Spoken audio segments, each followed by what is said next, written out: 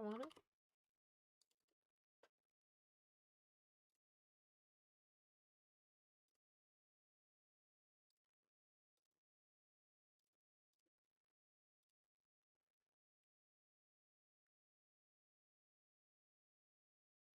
Okay. Dragon's Celt. Let's get started this morning.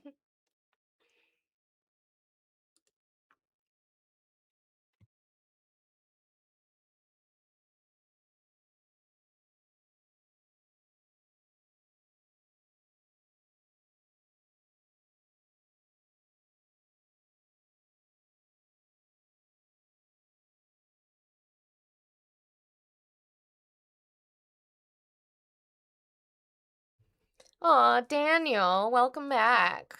Hi, Yami. Hi, Joseph. Hi, Parkers.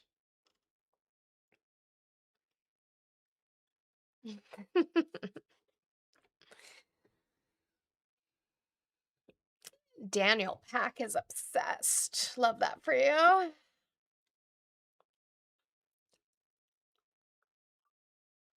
Oh, when did... How did I miss that from 38 fucking minutes ago? Damn. I wasn't checking my notifications at all. Jesus.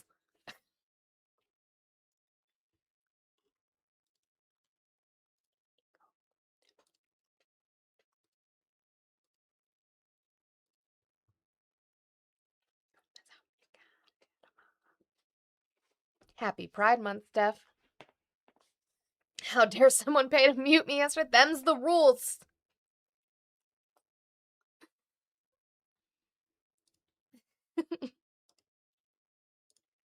Make sure we're tapping as we come in, please. If you're on YouTube, hit your thumbs up.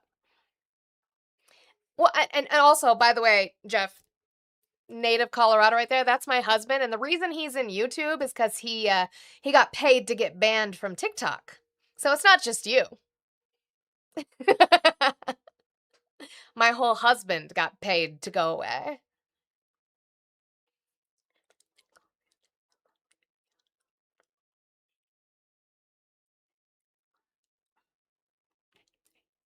When your man wanna get buck wild, just go ahead, hit him up style.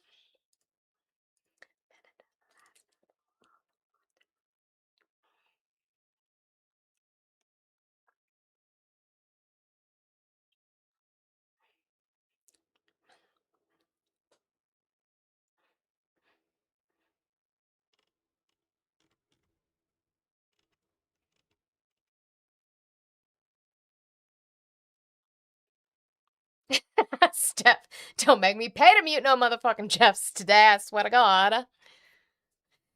It's not like you can turn around and vote him out. No, you can't, but you can vote in the midterms to kind of get rid of some of the bullshit that he's doing. Yeah, you can do that.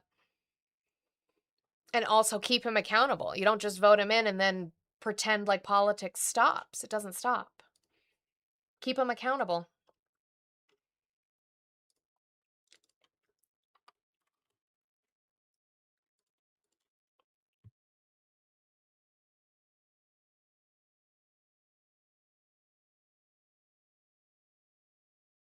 Excuse me.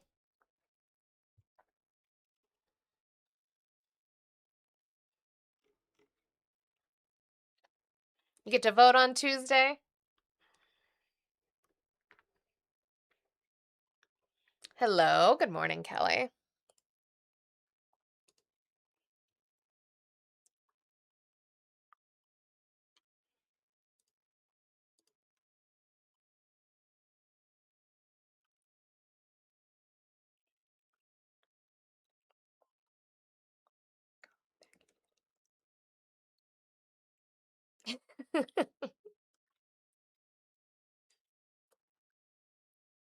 Thank you, Kay. We go from Titty Tuesday to, I guess Titty Thursday. I guess you call it that. All right. Good morning, good afternoon to those of you on the East Coast. I appreciate you guys being here today. Hector, I don't know how I missed that. I was not checking my notifications at all, apparently, because you sent this shit like 40 fucking minutes ago, and so I'm so sorry. Can I get W's to Hector for starting us off with the $10 for Monty Goal? You put in there for me. Thank you. I appreciate that. Don't know how I missed that. I must have just been scrolling Twitter and not fucking paying attention, and so I'm sorry. As we said here, guys, let's do all the things. So, guys, if you're watching over here on TikTok, make sure you are tapping that screen. I like to hit 50,000 likes before the top of the hour, but I've seen you the last couple weeks hit 100,000 likes within that first hour, so I know you can do it. Let's try to hit 200,000 again today, just like you wonderful tappers did yesterday. Again, this is not for me or my benefit. This is for what your fingers do for your partners. I'm just trying to help you out. I promise that your partners will thank you for that, so let's continue to do that. Share the live out. You can repost it, add it to your story. You can share it to 5 of your friends. Do not spam the copy link button, but please share it out. It is helpful. If you look up here, there should be a gold heart up there. Obviously, it doesn't say follow because you're already following me, so it should have a little heart up there. If it's not gold, that means you haven't done your daily heart me in a while. You need to do your daily heart me. It gives you access to stickers that I have in the chat. A lot of them are fun ones of my face that you can use. You guys completed out that rose goal. We now have the corn. It's corn, a big lump with knobs, and it has the juice. So please make sure we are completing that. It helps push us onto the algorithm, and it does help me. If you are watching over on YouTube, please hit that thumbs up button if you have not done so already. I would really appreciate it. Do not forget to subscribe. You can also become a member if you would like. You can also send super chats in case the chat starts going too fast and you have something you really need to say to me, whether positive or negative. You can send a super chat out and I will read that out. If you're watching on Twitch, hello over there. Make sure you are following me. You can subscribe. Subscribing gives you access to the same emotes that are the stickers over here on TikTok. By the way, if you pay for Prime, Jeff Bezos gives you 1 free Prime sub a month. Why not use it for me? You can also send things called bits over there if you have extra access to it. So, with that in mind, I think we can get started today. How's everybody doing on this Thursday? Don't forget, this Thursday is my Friday. I will not be going live tomorrow, but I will be around and I will be posting in my Discord. If you're not a part of my Discord, go ahead and find the link in the link tree in my bio. You probably have to paste it into a browser and get verified, but come in and do that so that I can give you all the links to the wonderful creators that we will be supporting tomorrow, because it will not be me. So I appreciate your guys' support, and I appreciate it today because this is my Friday for you. Speaking of, again, thank you and W's to Hector for the 10. That gives our goal down to 9-0. Okay, we have 2 hours. 9-0 is my goal. This is my job. This is what I do for a living. I am a content creator and I talk politics, commentary on politics, whatever you want to call it. Political commentator, sure. That's a word. That's a word we can use. So if you can contribute to that, that would be wonderful. Dollar Train, $2 Train, anything that you have that you are willing to give, I would appreciate it. Cash App, Venmo, PayPal, all in the link tree in my bio to get that done. Thank you guys for doing the corn. Let's get another little onesie. They don't put these in order, and I don't want to talk about it. Just do it from lowest to highest. Just do it from the denomination of lowest to high. Okay. All right. Let's get going here today. What we are going to start with is a poll. We have not talked to our Red Bull good boy golden retriever Harry Enton in a little bit. So we're going to do some polling that he has on independence and the approval rating of Donald Trump. It's not good. His approval rating's not been good, but you know, here we are, so we're going to talk about it. Clearly, the president thinks this is a good decision, at least politically. Yeah. Whether or not for national security is a different matter here, but politically speaking, what do we know? Where is he now? Yeah, I think the American people are going, what was the point of all of that? What was the point of all that? Because the American people hate it. And the way you can know that they hate it, just take a look. Trump's net approval ratings hits lows for Fox Poll, and this are Fox Polls. In May, he had his low. So I want you to focus, because you guys tend to do this thing when I bring up Harry Enton and polling, and you guys don't focus because you guys see CNN in the corner and your brain just like forgets all the information that you were able to remember. He is showing you the source, which is a Fox poll, a Fox News poll. Okay, he's citing it. Usually he'll cite it down here in the corner. If it's not there, it's because he's citing it here up top. Okay. And this are Fox Polls. In May, he had his lowest ever rating at minus 22 points. You come into the poll that was released last night, the second lowest ever, 1 point better at minus 21 points. Way underwater. And with independents, I know you love when I point out the independents, Johnny B. 55 points underwater. Now, we've talked about it ad nauseum here on this platform, and I will continue to talk about it. Being that low with independents is bad for any party. Why? Because you need independents to win. The Democratic Party does not win without independents. The Republican Party does not win without independents. Those numbers will fluctuate. I don't buy stock to those polls still for 2 more years to do analytics. Well, here's the thing, Cap for Life. We're not doing this for 2 years from now. We are doing this for November. Do you not remember? Do you remember? Wrong month. But November is the midterms. He can lose quite a lot of his power that you all have capitulated to him in the midterm. So that's why these polls are important, because he's not doing well now. I don't really see it getting better, but sure. I mean, my goodness gracious, this was a political disaster. No wonder the president wants to move on from it. He said he didn't want to be Herbert Hoover. Yeah. It may be that voters were already looking at him like that, in a manner of speaking. What about on inflation, which may be driving some of these numbers and directly related to the war with Iran? Yeah, you know, you mentioned Herbert Hoover, the economy, right? That sunk his presidency. Inflation is what is sinking Donald Trump's presidency to all-time lows, at least according to Fox.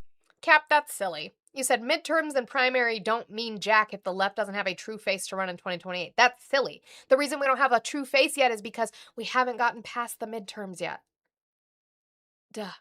And that's not true, because it did a lot of damage to Donald Trump in 2018. So. Because just take a look here. Look at Ipsos polling. Trump's net approval rating on inflation. Pre-Iran war, it was bad, right? It was 33 points underwater. But then look in the past month, the average, according to the Ipsos polling, look at that, 51 points underwater.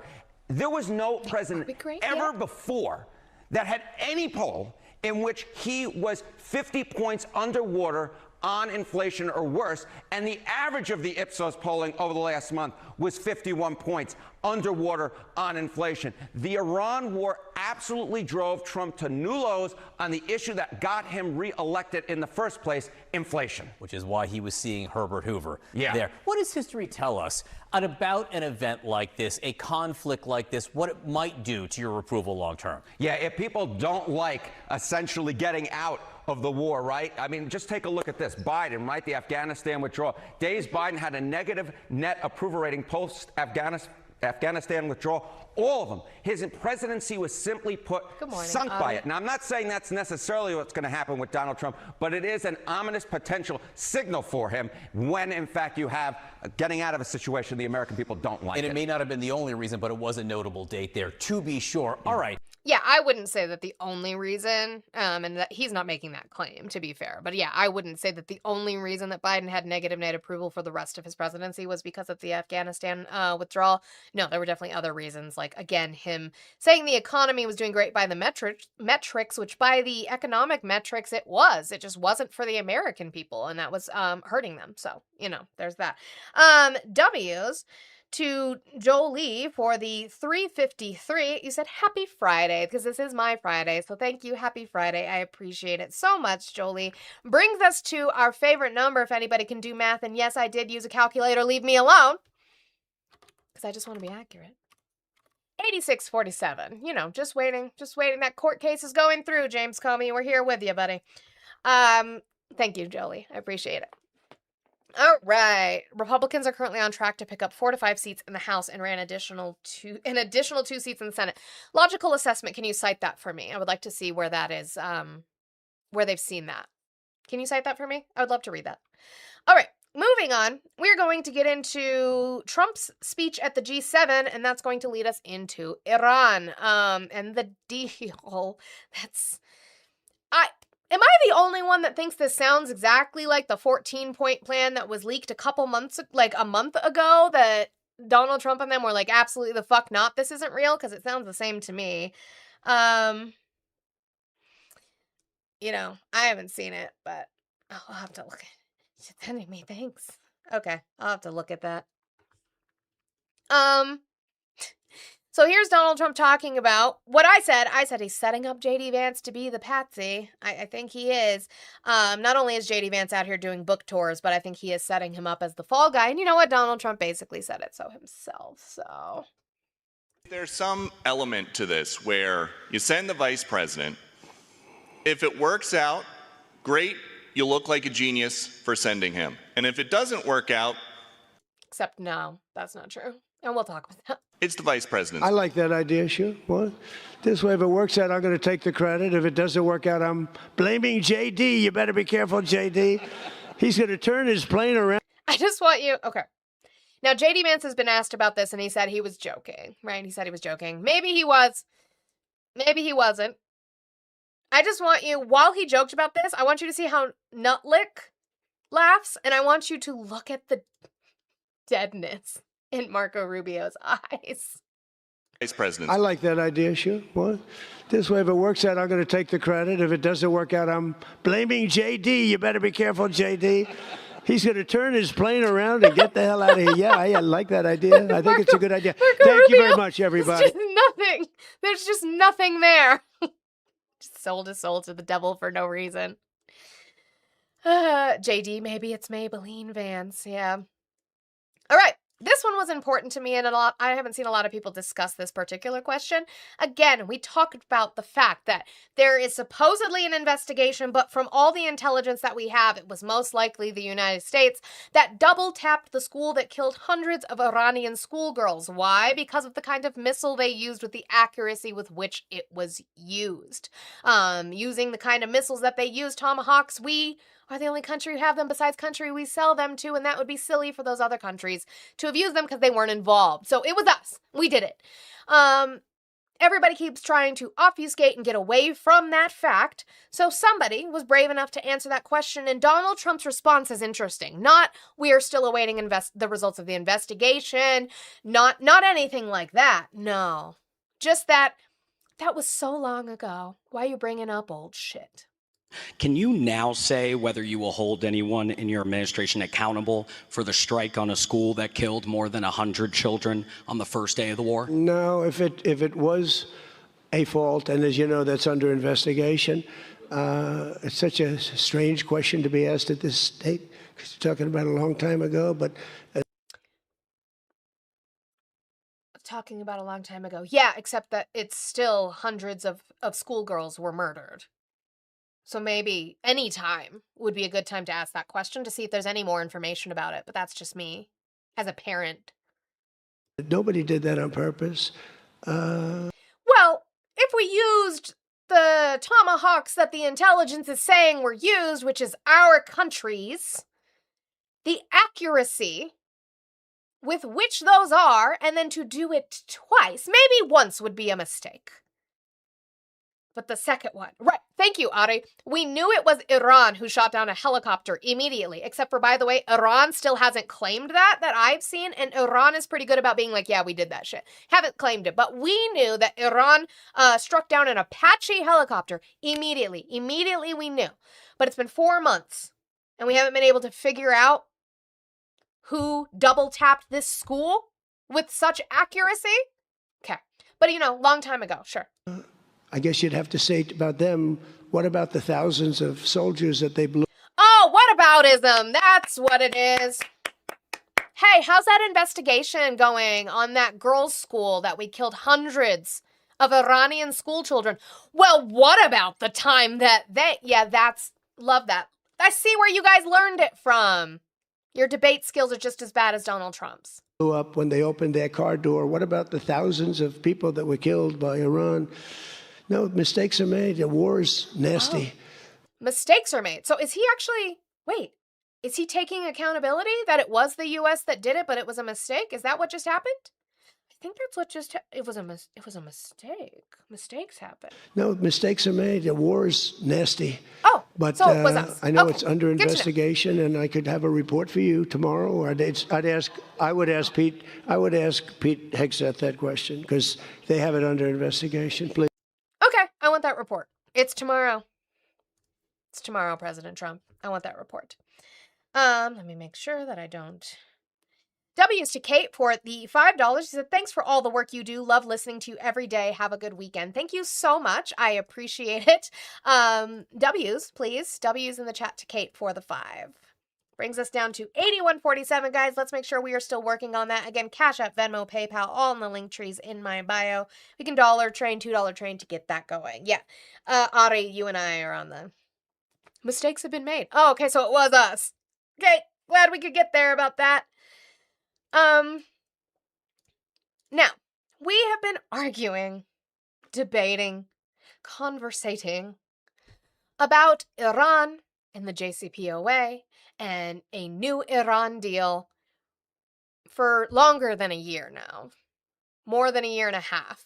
If not longer than that. Probably before the election, I remember talking about the JCPOA. And there was this big issue that you guys like to bring up. One of your favorites that you guys like to bring up. Which is about us sending them money. Which was unfreezing their assets and giving it to them, thus them being able to use it to supposedly, again with no proof on that reporting, use it to fund proxy terrorist groups. Well, that's interesting, because Donald Trump has asked about unfreezing assets for them, and he says, well, we might have to. We have taken a lot of their money, and we have their money. We have taken their money. It's not our money. It's their money. And we... You're right. You're going to hear me agree with Donald Trump a lot today. You're right. It is their money. We took it, and it's their money. You're right, Trump. Froze it. At a certain point in time, I guess we're going to have to give it back. You know, if we didn't give... Oh, okay. So it's okay to unfreeze the assets for your deal, but it wasn't okay to unfreeze the assets for the JCPOA. I see. It's going to be really fun to watch MAGA and conservatives in the chat either get really, really fucking quiet or cope and seethe today. Because Donald Trump, in his G7 speech specifically, and once we get into the MOU that I have for you, because we now have the text, it's going to be really fun to watch what they do in reaction to the fact that Donald Trump is going to debunk every talking point you've ever used against me over the last year and a half. We're going to talk about enrichment. You guys said Iran shouldn't be able to enrich at all. Well, that's not what J.D. Vance said yesterday, is it? It's not what Donald Trump is going to say. Unfreezing assets and sending them money. It's something you said that we would never do in capitulation. Well, here we are. Apparently, we're going to do it. Ballistic missiles. We kept saying, well, they have to be able to defend themselves against Israel, right? Yep, the phone lines are open, Lakin. We have to be able to defend ourselves against Israel, or defend themselves, against Israel, right? Oh, no, ballistic missiles bad. Oh, well, that's not what Donald Trump is saying. So it's going to be really fun for you today. I hope you buckle in. Back, nobody would ever invest in the dollar again. If you took their money, because I thought about it, you know, I'm not the most perfect person. I said to Scott, why do we keep their money? What the hell are we giving it back to them? But, you know, people from lots of nations, some nations we don't agree with, they have their money. The dollar's become very strong under me. And they don't want to have a little conflict with somebody and end up having the United States just take their money. So if you do that, you really don't have a system. And I did just want to ask you about... Okay, so people will not invest in the dollar if you threaten to freeze their assets, which is true.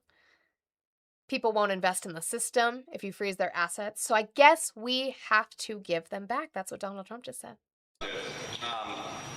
A wise man once said in January of 2020, Iran never won a war, but never lost a negotiation.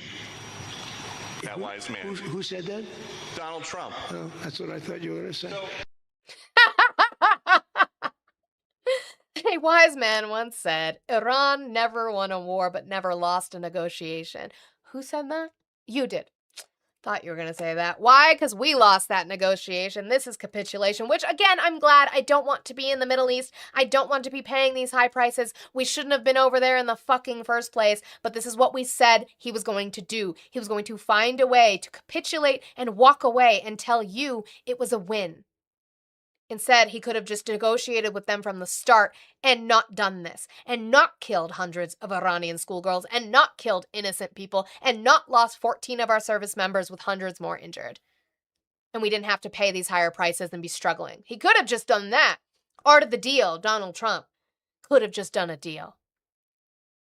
But no. So he does this a couple times. He talks about it a couple times. So here's a shorter clip about him saying that Iran can retain their ballistic missile capabilities. I said, well, what am I going to do? Am I going to let Saudi Arabia have missiles, but they can't have them? Yes, sir. David, you actually said, well, guess Cuba's next. Good luck paying for that too. Cuba might be, at the G7, I don't have that clip today, but at this G7 speech from yesterday, he actually talked about threatening Mexico. So please, somebody get people. It doesn't work that way, you know? It doesn't work that way. And missiles aren't the problem. They hurt a little location, but they don't blow up the planet. Okay, missiles aren't the problem. Got you. That was one of the little clips he says on ballistic missiles. Here's the other one. Again, the ballistic missile one makes me laugh the most because we talked about it when we went over Pete Hegseth's congressional hearing, where he talked about the fact that we obliterated their nuclear program in Midnight Hammer, but in Epic Fury, we're bombing their ambition, which we told you all was ridiculous. And he said, we want to bomb their ambition because it just gives them a chance to build up ballistic missiles. And we said, why can't they have ballistic missiles? And you all were like, they can't have ballistic missiles because they got shoved up to America and Israel won't exist. Ballistic missiles, no. Oh, okay. Two questions. If you could clarify something you said just a few minutes ago. One of the goals of Epic Fury going into it, you said was... Say it again. Speak up. Sorry. One of the goals of Epic Fury, you said going into it, was to destroy Iran's ballistic missiles and its capabilities to build more. Yeah. Why is it acceptable to you now that they keep some of that capability? And Iran is... What are they keeping? What are they keeping? They have less than other nations now. We knocked out probably 85% of their missiles. Again, we're not seeing reporting on that. I believe it was New York Times that did a story that shows that actually it was about 30 of the 34 sites that they have for missiles are still functional. So don't know where he's getting that information from. But again, he's still saying like they just don't have as many as other people, but they can still have them now, which is not what you guys were saying. The rest of them are underground. They can't even get them out. You know, the other night's raid, I think it was on the first night, we knocked out hundreds of their missiles. Actually, by mistake, we were hitting an area, and you can sort of see when the bombs are going off, and then you see one that looks like, wow, what happened? A lot of missiles knocked down. No, but what are you going to do? Let's spend another 2 weeks and give them none. They don't want to be firing missiles right now. They're going to have a hard time rebuilding. They didn't want to fire missiles before, to be fair. They didn't fire missiles on us until you fired missiles on them on February 28th. So they didn't want to fire missiles before, but okay. They're going to have a hard time rebuilding. And if people from the Middle East, if people want to invest, and again, they don't have to invest at all. But if they do want to invest, it does have oil. It does have probably a future, but it's going to take... He's advertising for Iran now, guys. Thought the whole goal was to cripple Iran and their connections with China. That's what a lot of you told me too, was that we're going after Iran because of China. YouTube actually filtered out all of that. That's crazy. That I haven't. Anyway, I'm not going to tell you about. Anyway. But Iran, you don't have to invest. But if you would like to invest, Iran has oil in a future. I really love that he's pitching for them right now. You guys want to hear that again? Let's pitch to invest into Iran, the place you guys said deserves no money because they're just going to fund terrorist groups. They're just going to rebuild their programs. Here's Donald Trump pitching for them. Hard time rebuilding. They're going to have a hard time rebuilding. And if people from the Middle East, if people want to invest, and again, they don't have to invest at all. But if they do want to invest, it does have oil. It does have probably a future, but it's going to take a long time. But are you going to let the 91 million people starve to death? I mean, one of the things I was very intent on, they have water desalination plants, very good ones. I could have knocked them out in 5 minutes. Which is a war crime. It's a war crime. That's a war crime. Just like I knocked out Cargill and I knocked out everything but the oil. I said 25, it was so complete. The only thing there is the pipes coming with the oil because I didn't want to ruin the world market because they do a lot of money. But I didn't want to do that, no. It would have been so easy. It would have been easier, and I would have satisfied a group of 10% of the people, but it would have been the wrong thing to do. And it could have caused an international depression. And that's why we're getting out. That's why we're letting them keep their ballistic missile program. That's why we're letting them keep the idea of enriching, because it would have destroyed the economy, the world economy. And we'll get to more about that in regards to reserves in just a minute. But first, let's talk to Donald Trump and question him about enrichment and whether Iran is going to be allowed to enrich or not. Again, another argument you guys gave to me. No, they can't have unfrozen assets. No, they cannot have ballistic missiles. No, they cannot enrich. We've been pretty tough on that. You know, it is a little hard, though, when you say that somebody wants it, other people have it, other adjoining states have it, and you're not letting them have it for purposes of electricity and things like that. It's always a little tough. You have to use a little common sense, please. Okay, so they're going to be able to enrich so that they can use it for electricity and things like that. Okay, love that for them. It's not what you guys said. And by the way, Mr. Fantastic, no, Donald Trump did not win the popular vote, actually, in the 2024 election. No, what he won is what we call the plurality vote. Now, if you want to call it the popular vote, I guess, but technically no, because he did not win a majority of the vote. That's not how that works. Let me do this math, because you know me and the math. What is that? It's just regular math. I'm not crazy, right? That's what that was. Yes. Let me put it in here first, and then I'll read your. You know me and my calculator. Tag team back again. W's. Let me bring it up. To Anonymous. Thank you, Anonymous, for the $5.80 on PayPal. Brings us down to $75.67. Thank you, Anonymous. We appreciate that so very much. You know, I have to pull up the calculator, and I know that's why you do it, to torture me. You've done it before. I'm very aware. But then Donald Trump, has to appear strong because he's giving up on all of these other things that he said were our objectives in Iran. He's losing on that. He lost on that. We lost that war. Just want everybody to know. So he has to come off tough now. So he says this. People found it okay. These guys didn't, in all fairness. But some people, but I didn't like it. Said it won't develop. I said, what happens if they should buy? I don't know. It's very dangerous for somebody to sell because. So what he's saying is that they can't develop a nuclear weapon. But what if they buy one? Somebody asked him. Whoever sells them a nuclear weapon will get nuked themselves. Okay, so if somebody decides to sell Iran a nuclear weapon, he's just gonna nuke them. That sounds really good for people. They sold a nuclear weapon. Only a few that could do it. They would be nuked. They wouldn't have that country long. So it's a very dangerous thing for somebody to do. But I wanted it in there. So I think Marco Rubio isn't even trying to distract himself. I think Marco Rubio is trying to hold his body together like Rasputin and Anastasia. Because he sold his soul to the devil. So I think that's what happened, really. Now, this one I think is the most telling. He kind of did it in that second clip on the ballistic missiles, talking about the world economy and how it was shuddering and how that was bad for him and bad for the globe. This one is where he really says it. He starts talking. He talks about the oil reserves. This is why we're leaving. This is why we're out. Also, we run out of reserves in about 4 weeks. There are reserves all over the world, and we would really run out. And there'll be a time when you wouldn't be able to get it. And you want to see Bedlam? Also. Oh, that's why. There it is. There's the reason. We would be out of reserves, oil reserves, in 4 weeks. Somebody must have told him that. They're like, sir, you got to get out now. And that's why I keep saying these 14 points sound a lot like the one that was leaked to Fox News that came out, was found to be unpopular, and Donald Trump said no. And then it took us another month to get here. Well, let's talk about it. We'll get into it.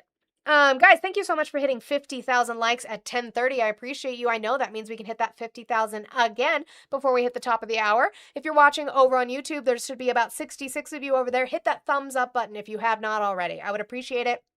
It really does just help push us out there. Do not forget, conservatives, MAGA, if you have something that you would like to dispute with me or you want to talk about why you are supporting Trump, I only have those conversations based off of factually based information, not things in your tum-tum. Don't tell me common sense. Don't say, don't you think? No, I want to know what you can prove, not what you feel, not what you think. But you can have that conversation with me at 509-795-0412. But again, I will ask you to source your claim. Do not sit here and tell me, but I'm on a phone. Well, that's a supercomputer. Make sure you look it up before you tell me something you believe. You should have already looked it up if you believe it.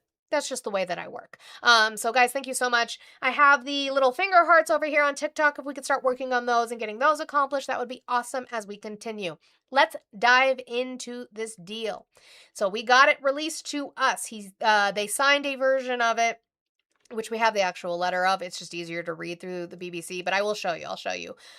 So it was released. Here is the Islamabad Memorandum of Understanding between the Islamic Republic of Iran and the United States of America. As you can see here, signatured and signed. Okay, there's Donald Trump's signature right there.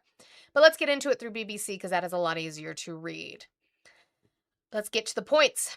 14 points, okay? So hold on. They just want to... I'm sorry, you're right. It's this one. I just want to believe the things that I say. Why don't you just let me believe the things that I say? I told you, Joseph. I told you they were going to be quiet today. I said, or what are they doing? They're saying I have TDS and they're coping and seething.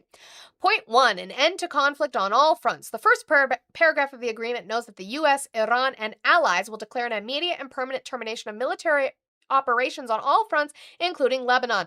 Again, haven't seen anything from Israel in regards to that, because Israel has basically said fuck off. From the U.S. perspective, Trump has been growing increasingly concerned that Israeli military operations against Hezbollah could upend the agreement in Iran. So again, just pointing out, that's the first paragraph, is talking about all fronts need to be done. Point 2, respect for internal affairs. The text of the document, read verbatim to reporters in a call with U.S. officials, notes that the U.S. and Iran will respect each other's sovereignty and territorial integrity and refrain from interfering in each side's internal affairs, meaning their government is their business, right? You guys keep saying, well, their regime is dictatorial and they treat their people terribly. True. Horrible fucking regime. They do not treat their people well. According to this agreement, that's not our fucking business.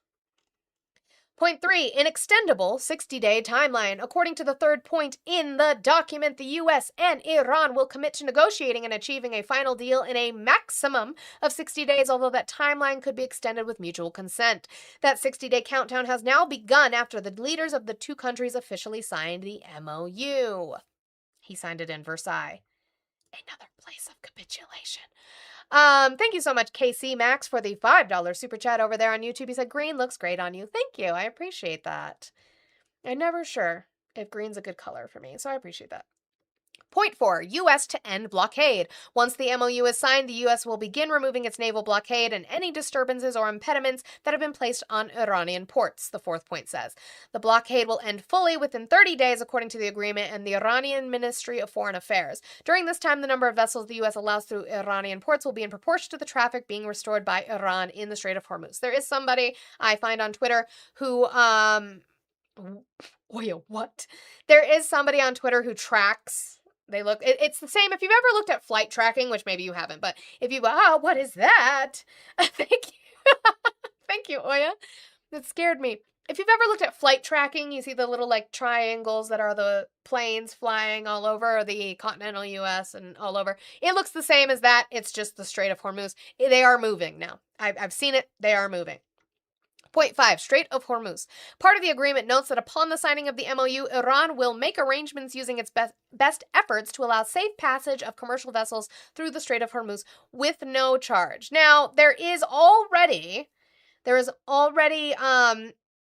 argumentation, even from Iran, saying that the no charge is only for the 60-day period of negotiation, and that they can then charge a maritime fee after the fact. So there's already non-agreement on what's going on with that, which is what this 60 days is. This agreement, this memorandum of understanding, is a signing of we are going to do a deal. That's what this is. We have 60 days to now get a deal done, pretty much. Point 6, money for Iran reconstruction. The 6th point of the MOU says the U.S. and regional partners will develop a, quote, definitive, mutually agreed plan worth at least $300 billion for reconstruction and economic development in Iran. So now we are rebuilding what we fucked up, which is what, which is what I said. This was stuff that was leaked, like last month. We talked about this. Like, I feel like I'm having deja vu. I do not understand it. The final mechanism will be agreed within 60 days of the final deal, and all licenses, waivers, and permissions will be granted by the U.S. Point 7, sanctions to end. The U.S. will terminate all economic sanctions against Iran, including those included in UN Security Council resolutions and those implemented unilaterally by the U.S. They're saying the timeline, however, is unclear. If I remember correctly, it's supposed to be immediate. Let's go find point 6. The United States of America undertakes with regional partners to develop a definitive, mutually agreed upon plan with at least $300 billion. Oh, I'm on point 7. That's why. The United States of America undertakes to terminate all types of sanctions against the Islamic Republic of Iran, including the United Nations Security Council resolutions, IAEA Board of Governors resolutions, and all unilateral U.S. sanctions, primary and secondary, an agreed-upon schedule as part of the final deal. The Islamic Republic of Iran and the United States of America acknowledge the critical importance of the sanctions termination issue above mentioned and express their intentions to immediately address these issues in the negotiations in order to achieve mutual agreement on them. Thank you, Oya, for the money gun. I appreciate you. Okay. Point 8, no nuclear weapons. Iran has agreed to not procure or develop a nuclear weapon, and both sides have agreed to deal with the enriched uranium Tehran already has. So we're at point 8. Thank you so much, Peter. Oh my God, I have crabs. Thanks, Peter. W's to Peter for always giving me crabs. We love when Peter gives me crabs. Point 8, we're on point 8. We're already more than halfway through this. I'm waiting to find what the United States is getting. MAGA conservatives. What is the United States getting out of this deal that, 1, we didn't have with the JCPOA, and 2, isn't worse off now? I feel like we're giving more than we're getting. Just me? Okay. Nada? That's what I thought. Okay. Points 9 and 10, a status quo. The following 2 parts of the agreement specify that the U.S. and Iran agree to a status quo of its nuclear program in the meantime until the enriched uranium can be dealt with.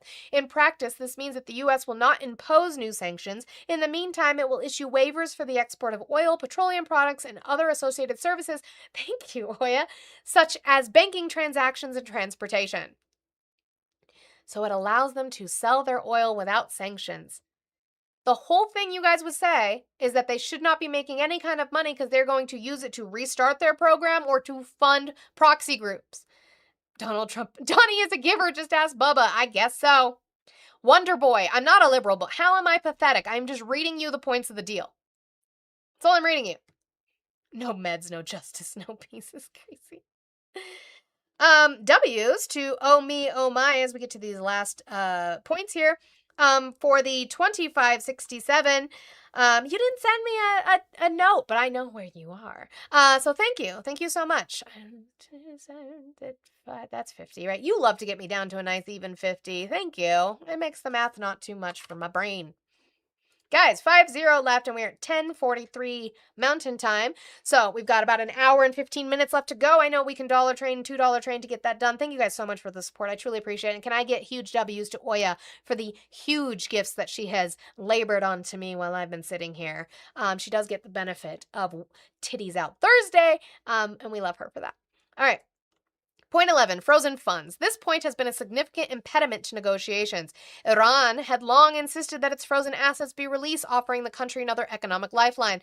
The 11th point of the document notes that the U.S., quote, undertakes to make fully available frozen or restricted funds once the MOU is signed, and that procedures will be agreed upon during negotiations. A U.S. official told reporters on Wednesday that some assets will be released while post-MOU talks continue to reward Iran when it complies with aspects of the agreement, such as beginning to deal with its highly enriched uranium. From what I'm hearing, is that we have, not that they're necessarily going to release all of that, but we have frozen assets of Iran upwards of $25 billion. But 1.7 billion who? 1.7 billion you, 25 billion. Points 12 to 14. Monitoring and final negotiations. The final few points of the document lay out the logistics of how the deal will unfold. They say the U.S. and Iran will establish a mechanism to monitor the implementation of the MOU and compliance with a future deal, though it is unclear what this will look like in practice. Then, once the MOU is signed and implementation begins, the U.S. and Iran will start negotiations for a final deal. And finally, the MOU spells out that a final deal will be endorsed by a binding UN Security Council resolution. What'd we get that we didn't have in the JCPOA? That's what I thought you said. I don't understand you. Like, again, I'm glad we're getting out, hopefully. God, because 60 days is a long time. 60 days is a long time to try to work something out on something that's already unpopular. Thank you for calling, thank you for calling the stream. Can I get your age, state, and who you voted for? 39 Minnesota. Okay, who'd you vote for? I did not. Oh, you didn't vote? No, Why didn't you vote? I'm not eligible. Oh, okay. No problem. I won't ask any more questions. But do you support Donald Trump? Yes, actually, I think I do. And why do you support Donald Trump? Because burn the Xenos. I'm supposed to know what that means. Oh, it's a 40K reference. Warhammer 40K. Okay. Fight the Xeno. And Stop the Xeno. Who's the Xeno in our real life scenario? Xenomorph. What is a xenomorph? Do you know the definition of xenomorph? Like from Alien? Yeah, I know what a xenomorph Yeah, there you go. Okay, There you go. Fight cool. the alien. Fight the alien. Do we have I don't want the xenomorphs? fucking invaders. Who are the invaders? That's what I'm asking you. Muslims. Okay. Just Somalians. Islamophobia. Somalians would be Somalis. It's just, I was waiting for that's what I wanted. I wanted the comparison to whatever group that you were being bigoted against. I know what a xenomorph is. I'm an Alien fan. I wouldn't. Which, by the way, I just want y'all to know.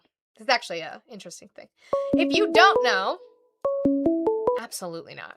If you don't know, xenomorphs are one of the most intelligent beings in the universe, which is why they are so dangerous. So the fact that you're comparing them to people that you think are inferior to you is hilarious, because xenomorphs are highly intelligent and very good at surviving. So you have fun with that. He didn't vote because he couldn't vote. All right. Moving on.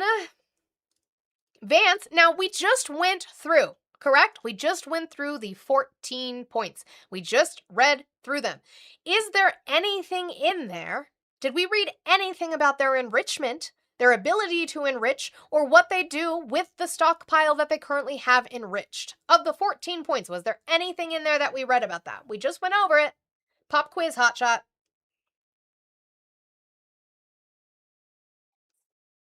No, there's not. There's nothing about that. Well, then why did J.D. Vance go on a podcast and lie about it? The Obama-Iran deal allowed them to generate a stockpile of enriched uranium. Our deal ensures that that stockpile is destroyed and eliminated. So that's like a very, very big difference, a very important difference for the American people. Except that we just went through the deal and it doesn't say that. We just went through the deal and it doesn't say that. He's not lying. Bud Russell, show me in the 14-point MOU where it talks about enrichment. Show me that. We just went over it.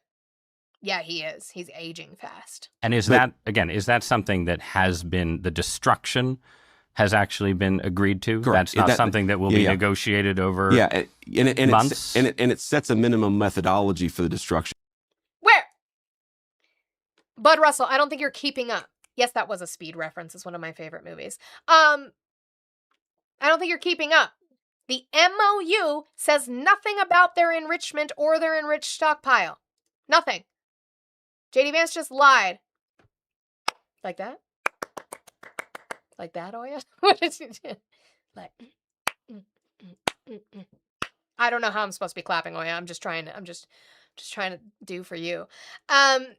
Vance, here, he gets confronted about the fact that, again, could this be just another one of the 39 other times that Donald Trump has claimed we have a deal ready to go and then it falls through. Could it just be that?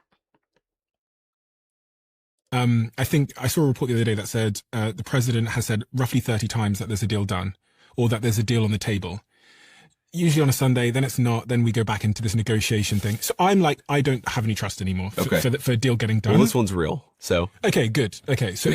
Oh, this one's real. Okay, this one's for real. By the way, one of my favorite things, Alex, thank you so much. You said this segment brought to you by the Soros DNC Fund for Streamers. So guys, lovely reminder. Thank you, Alex. It's Alex's fault we're doing this again, even though I'm trying to go through my outline. It is 10:50. I have about an hour and 10 minutes left to be here streaming for you, but don't forget I will be doing a deep dive with Mermaid Ari tonight. If you do not follow Mermaid Ari on TikTok, Twitch, or YouTube, what are you doing? You guys need to be doing that. I will be on there because we are going to be going through our gubernatorial deep dive tonight, which is going to be real fun for me as a Coloradan because we are going over the wild candidates in the GOP primary for our gubernatorial race. Awesome.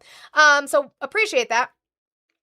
But thank you for reminding me. Guys, I have 5-0 left in my goal. I would appreciate if we could work on that $1 train, $2 train. Make sure that George Soros is paying me, aka you, because he does breathe down my neck about making sure that we get all of those paid protests done, right? The No Kings rallies that we're definitely paid to go to. He paid for my train ticket. I know. To make sure that we're doing that, our BLM bake sale, all of these things we have to do for George Soros, our overlord. So make sure that you are paying me to get that done. Thank you. Okay, this deal is real, according to JD Vance. Usually on a Sunday, then it's not, then we go back into this negotiation thing. So I'm like, I don't have any trust anymore for a deal getting done. Well, this one's real, so. Okay, good. Okay, so interesting. People can always change their minds, but this one is real. For sure. So what does that, I think I... He said, this one is real, but people could change their minds. And that makes it different than the other 39 times. How? That's what we're saying. We're saying what makes this time different than the 39 times you said there is a deal and then you backed out on it. You just said, but people can change their minds. So I'm not really confident that you're going to figure it out within the 60 days because you're already lying about what it says. We just went over it and what it says. I'm sure there will be more clips from this. This is the one I was able to catch this morning before I went on. Remember, Caroline Leavitt, the press secretary, is still out on maternity leave because she had her baby. And JD Vance they've been rotating, like, who does the press briefing. So apparently it's JD Vance's turn again. And so he gets asked, what is stopping Iran from restarting their broader nuclear program? What's stopping them from doing that now? She was pregnant, yes. Saying that you're hoping this deal would prevent Iran in the future from getting a nuclear weapon. But from what's been put out there of the MOU, I'm curious, how does the MOU reflect that in the future Iran will not in fact get a nuclear weapon? What's stopping them from down the road, to your point, rebuilding and restarting from where we were pre the war? Well, number one, they would have to get a lot of money in order to rebuild a nuclear program. You're talking about billions and billions of nuclear infrastructure that the... Huh, well that's interesting. Because, let's go back up here. They would need billions and billions of dollars. Well, we're already talking about releasing assets to them. And again, what I'm hearing is about 25 billion worth of frozen assets. You mean like, exactly, Animal. You mean like point number 6? The United States of America undertakes with regional partners to develop a definitive mutually agreed plan with at least $300 billion for the reconstruction and economic development of the Islamic Republic of Iran. The mechanism for the implementation of this plan will be finalized as part of final deal within 60 days. Like that? Like that kind of money? Maybe? Okay. Point, rebuilding and restarting from where we were pre the war. Well, number one, they would have to get a lot of money in order to rebuild a nuclear program. You're talking about billions and billions of nuclear infrastructure that the United States destroyed. Like in order for them to rebuild that program, they would have to get a lot of money. And we have them in an economic chokehold right now that we're not going to release until they fundamentally change their behavior. What would that saying? Cool. Except the $300 billion isn't up to you, remember? Because you guys said that would be up to other countries. Maybe the other countries don't agree with your deal of waiting to give them that money. Maybe not. So again, no mechanism to ensure that they don't start up their nuclear program again. Cool. Good to know. So now we're going to, I'm going to get into Rokon. I was on Bartiromo, and he's going to talk to you about how this deal is not any better than the JCPOA. In fact, it's worse. Again, we went through the points. What is the United States getting? Iran's getting a lot. What's the United States getting out of this? You and your colleagues just want to upend this president's agenda. Is that what's happening right now with this MOU with Iran? No, I actually support the agreement and bringing the war to an end. I have always supported bringing the war to an end. I will say, though, that this agreement is not as good as what the JCPOA was. And let me just give you 3 factual reasons. First, under the JCPOA, 97% of the enriched uranium was removed from Iran. Under this agreement, it simply dilutes it. Second, the JCPOA had the Security Council resolution as a force of law with intrusive IAEA inspections. That still has not been achieved. And most problematically, we're going to be on the hook to raise $300 billion for Iran's economic development and reconstruction. Not U.S. taxpayer money, but raising that money. Why aren't we focused on the economic development and reconstruction of Middleton, Ohio, Johnstown, Pennsylvania, or putting $300 billion to be raised for child care or health care for Americans? Well, all very important points. And Oh, very important points. Thank you, Maria Bartiromo, for conceding on that. What he's talking about is what we keep talking about, is that this MOU is not the deal itself. The MOU is a deal for a deal. That's what it is. It's concepts of a plan. They are saying, yes, we're finally agreeing to stop fucking bombing you, even though you had already come to the table with us, Iran. Thanks for coming to the table all those times we bombed you. Thank you for coming to the table again. Now that we've decided we're gonna, get the fuck out of here somehow. Yes, we will take 60 days to agree with the plan. Nothing's finalized. Nothing is set in stone, except for the removal of their sanctions and raising money for them. What did we get out of it? But Maria Bartiromo recognizes. Good point. Good ones. Let me just say that President Trump has made the comment that at some point in the future, when things calm down, the U.S. will go back into Iran, get that uranium, destroy that uranium, whether destroyed in Iran or in America or somewhere else. They are planning on getting that. And he may have said that. It's not in the MOU. He can say what he wants to say. It's not in the agreement that they signed. So again, I showed you Donald Trump's speech yesterday and how he literally went against every talking point that you all have ever had about Iran and backed off on it. Unfrozen assets, ballistic missiles, enrichment. So now what has to happen? Well, you guys have to twist. You guys have to pretzel. You guys have to pivot. So here is Senator Marshall doing just that. Everything that he said in 2021 about unfrozen assets, he's now going to turn his back on. Why? Because Donald Trump did it. So we have to glaze Donald Trump's taint. Okay, so you're saying it's a good thing that their economy is destroyed. In 2021, you said that relieving sanctions on Iran, in your words, quote, would only contribute to more terror attacks against America and its allies. This includes lifting sanctions. Okay, so Senator Marshall. This is Senator Marshall. That's who she's talking to. His statement in 2021, quote, sanctions relief will only contribute to more terror attacks against America and its allies, as well as the continued development of Iran's nuclear program. Well, this MOU does just exactly that. It relieves them from all sanctions on an undetermined timeline. How does he feel about that now? Because it's Trump. On Iran. I mean, if they have $60 to $70 billion a year that they get from oil, will America be safer? I think under this agreement, they will be. Look, you're comparing a different set of time, what was going in 21 to today. It's a different set of time. What's different between 2021 and now? Besides the fact that the U.S. chose to bomb Iran in 2025, could it be the difference is who is president? Could it just be that? What about Biden? I think it is. A completely different day. We are now negotiating from a point of power. Look, this is a two-way See, Spark, we have Labubu's now. If you don't. Agreement. You can't have everything you want, and all the president. You're right. It's called a compromise. Maybe you guys could have just done that diplomatically before bombing them. is doing is letting them to start get back on their feet. I really think this probably only means about $30 billion. They're still already selling about $30 billion a year in oil. This will probably bring it up to $60 billion. Their whole economy maybe $400 or $500 billion. So I think you have to let them, help themselves a little bit here as well. But everything beyond this is a trust but verify situation. So let's give them a chance. Even this just for 60 days. Let's give them a chance to start, bringing their economy back together rather than Americans dumping money in it. What was what Barack Obama did. He sent them $1.7 billion of frozen assets and money in European francs from a adjudicated arms deal that fell through from the 70s. But he's going to lie about that.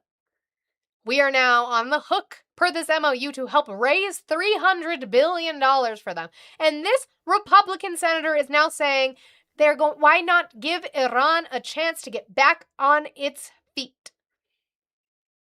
I thought we were trying to just obliterate them completely. You guys were the ones shouting that, yelling that.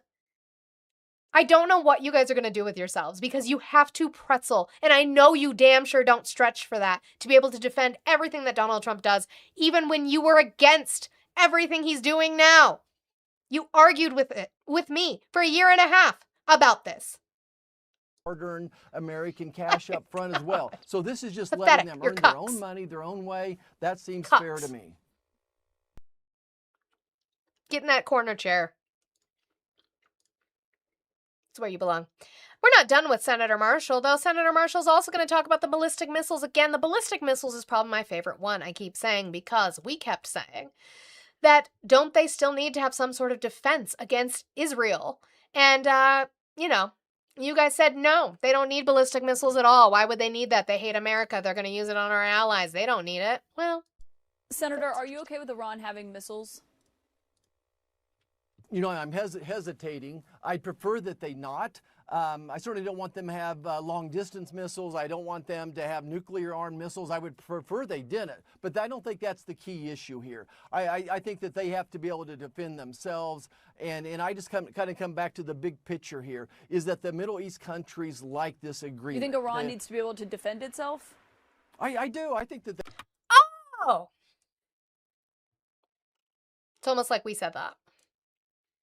It's almost like we said that. And y'all were mad at me for the last few fucking months. Because I said maybe they need to defend themselves.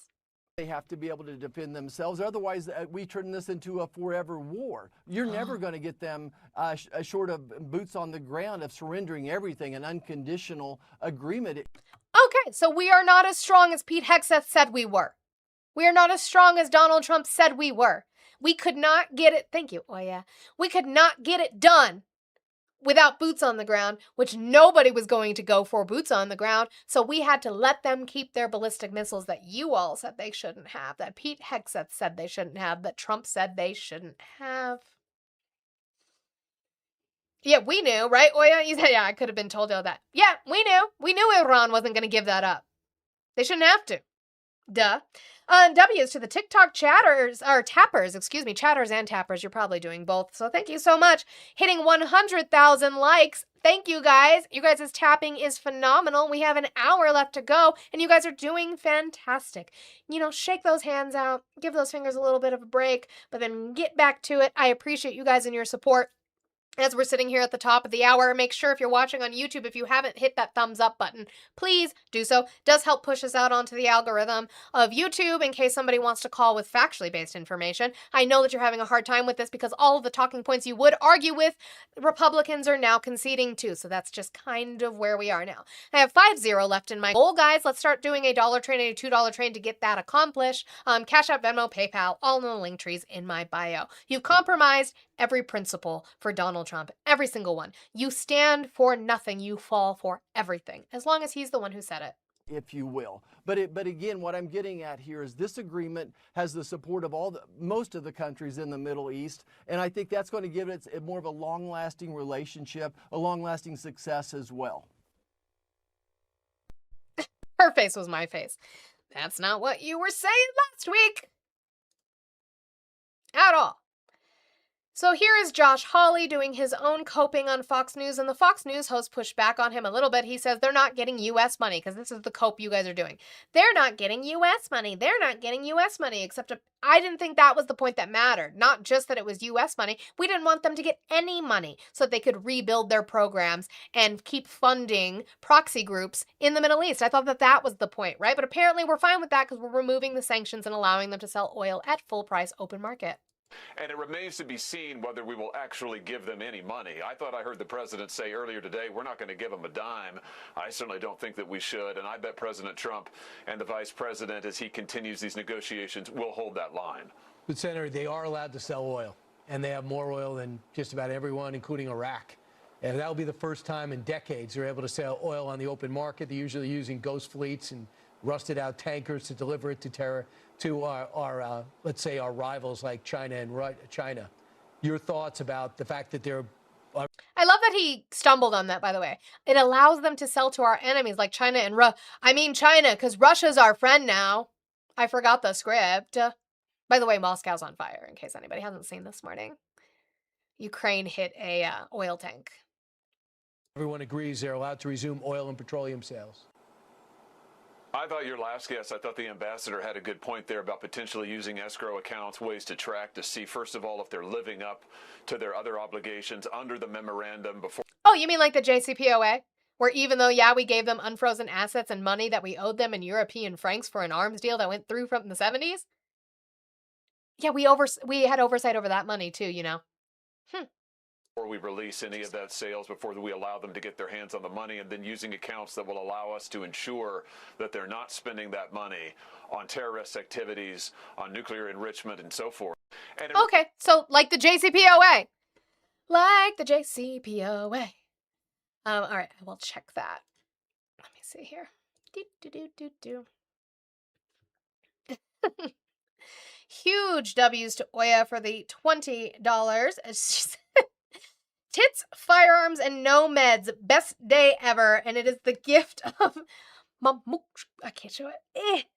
My milkshake brings all the boys together. I like when she says it like that. My milkshake brings all the boys to the yard. By the way, Bud Russell, who never gave me an answer on factually based information on what I was lying about or being disingenuous about or dishonest about, decided to say I'm a anorexic liberal. Sweetheart, I'm not. I'm definitely not. We're either fat or we're anorexic. That's either one of two things. Hold on. Hold on.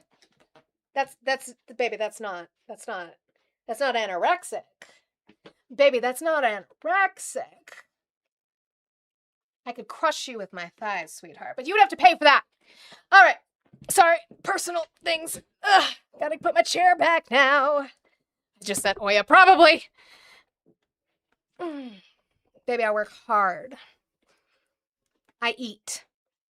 And I work out so that I can eat trash. I just want everybody to know I'm not sitting here, like I actually love Brussels sprouts, but I'm not sitting here eating salad every day.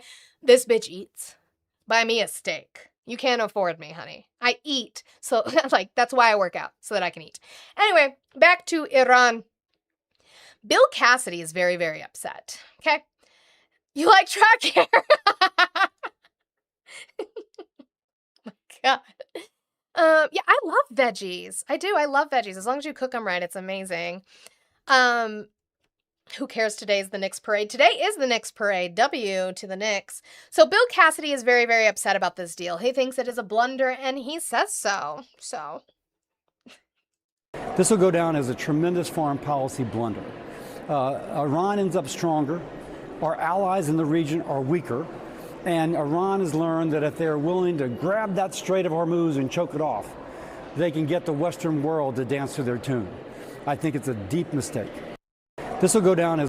And that's true. Again, we've been saying this. All that this taught Iran is any time that they would like to close the strait and have an issue with, start an issue with the economy over something that the U.S. has done that pissed them off,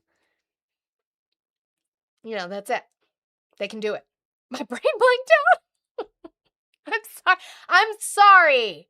I'm sorry. I didn't mean to distract you guys. Mad Gabby, you said Mama's Christmas wish list just Monty Dub Paling for a thigh crush. So you know when everybody, all the men were doing the crushing of the watermelon and they were doing it for women's cancer? I loved that. And so I was like, the men need to take up that labor for women. And so I was glad to see it. But also, as a man-hating woman, I was like, why the fuck did they get all the glory for this? Me and Mia were like, I'm about to fucking crush a watermelon because, like, what the fuck? The men can't have this. They're not allowed. But, that's just part of the being part of the she-woman man-haters club. Blockade the streets. It's crazy. Last little bit that I have on Iran is, again, I just want to leave you all with this. And this is JD Vance on that podcast that I showed you earlier, doing the jingoism thing, which is that the Americans were hurting, but not as bad as they could have been. So be grateful. So, by the way, I have to give credit to Scott Bessent, the Treasury Secretary, and Chris Wright, the Energy Secretary, because part of the reason why the doomsayer predictions about the oil and gas markets, and to be clear, like I know the American people have felt some pain because of this. I don't want to discount this, right, but the very worst predictions never came to fruition because Scott Bessent and Chris Wright did an amazing job at trying to absorb as much of that shock as possible. So, how did they do that? How did Scott Bessent absorb the shock of what we all felt economically? And what you're saying is that the pain that we felt wasn't as bad as it could have been. So be grateful. JD Vance has a real issue about things about being grateful, which is interesting because he comes from a really, really poor area. And he got paid by Peter Thiel to do this. Could we have kept going? Sure, we could have kept going, and we would have gotten more and more oil and gas out of the Strait of Hormuz. Apparently, we could not have kept going because Donald Trump himself, why is he disagreeing with the president? Don't you guys have a problem with that, MAGA? He is now disagreeing with the president. The president said, I showed it to you this morning. The president said we needed to get out of there because we only had 4 weeks worth of reserves left. We're going to be out of oil reserves in 4 fucking weeks. What do you mean we could have continued? Apparently not. But the fundamental thing that the president asks, and this is what he's just fundamentally JD Bowman, because that's his real name. Pragmatic about foreign policy, is he looks at the situation and says, if we keep going, gas prices stay higher for longer, inevitably. But Russell, nobody forgets about Bidenomics. What you're talking about is a year that was affected by a global supply chain issue because we were coming out of a pandemic. You cannot show me where he had direct policies that related directly to how it got so high. Did it contribute? Did a couple of his policies probably contribute to why inflation got so high and why prices got so high? Absolutely. That would be silly not to say that. Of course, a couple of his policies that required the printing of more money would do that. However, Donald Trump did print more. And what we are talking about, again, is that we were coming out of a pandemic and global supply chain issues were going on around the world. The UK hit 11 to 12% inflation. We hit 9.1 at our highest. It was 2.9 in December 2024, and it was 3.0 in January when Joe Biden left. This is a direct effect, and they're telling us to be grateful that it wasn't worse when they didn't need to do this in the first place, because as we've read from the deal, what we're getting is back to where we were, except worse. We're giving in more to Iran than we got out of it. Why'd we do this?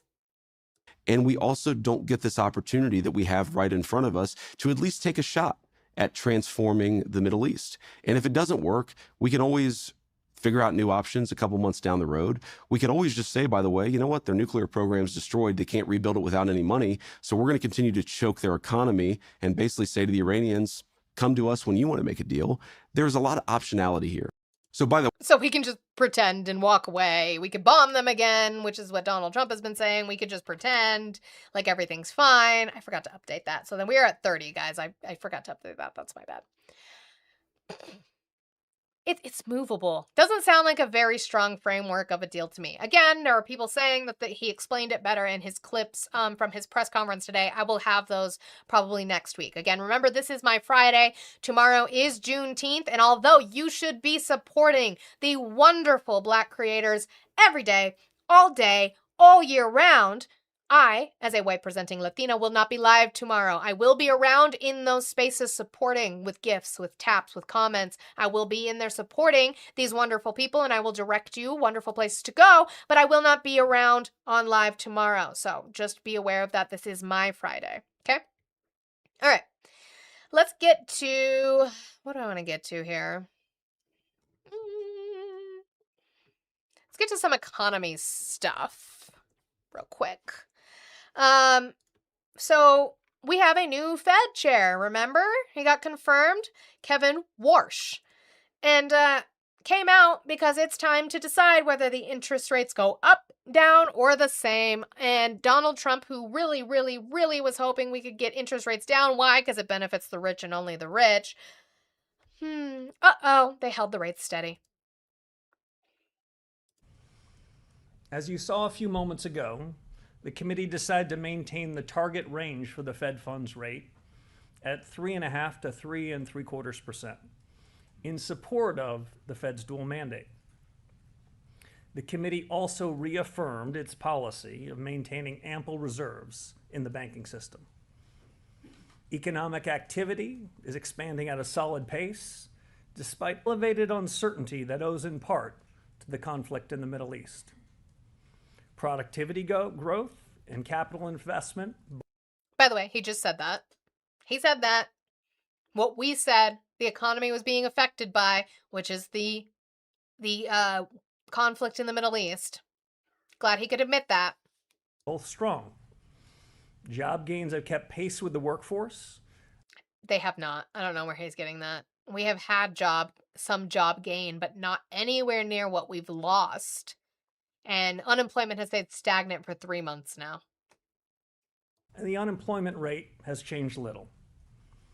We recognize that inflation has been running well ahead of the Fed's long-stated inflation goal of 2%.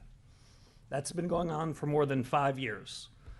Because he had to throw that in there. A few moments ago, he just had to make sure you knew that the inflation rate has been like this for more than 5 years. So it's not Donald Trump's fault. Because Donald Trump appointed him. So, okay, so I don't need that because he just repeats that there. And then can anybody make any sense of this? Because it is exactly what Aaron Rupar says it was, which is buzzword salad. I have no clue what the fuck he's trying to get accomplished by saying this.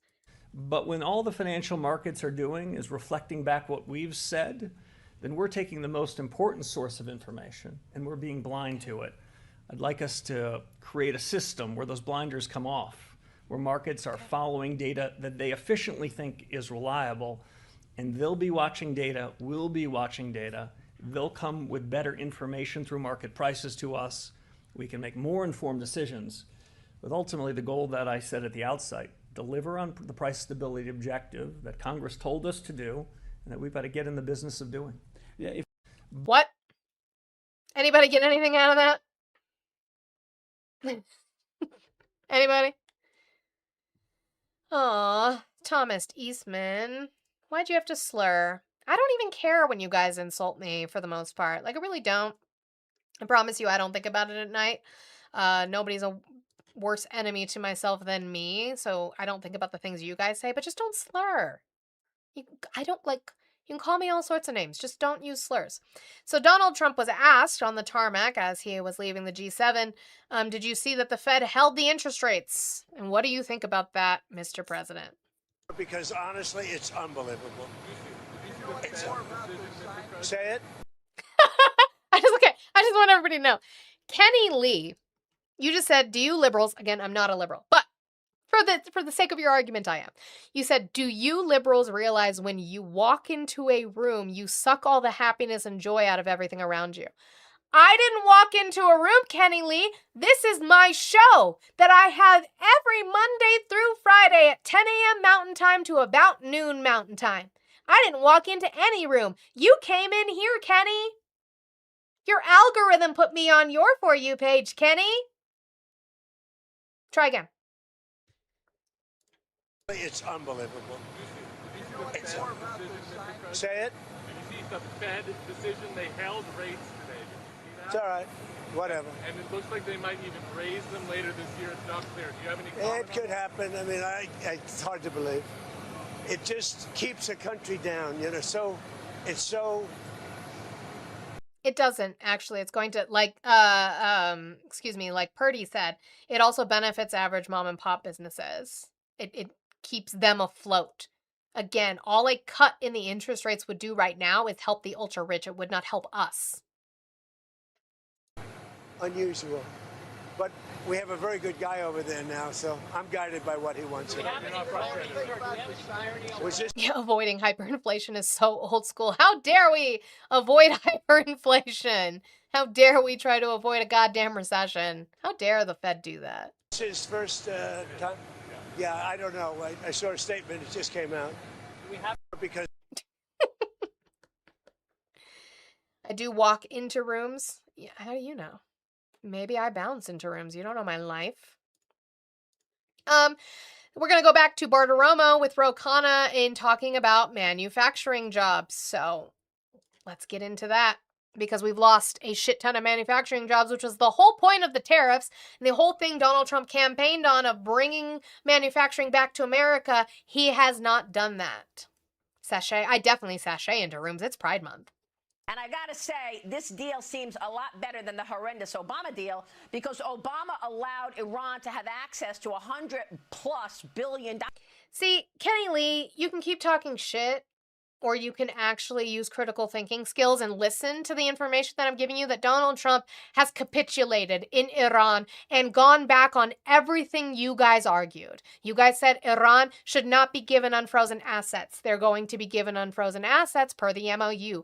You guys said that they should not be able to keep or develop ballistic missiles. They're going to be able to keep and develop ballistic missiles under this MOU. You guys said they should not be allowed to enrich uranium at all. They're going to be able to enrich uranium under this MOU. He has had you guys twist yourselves into pretzels, and all that you can do is insult me.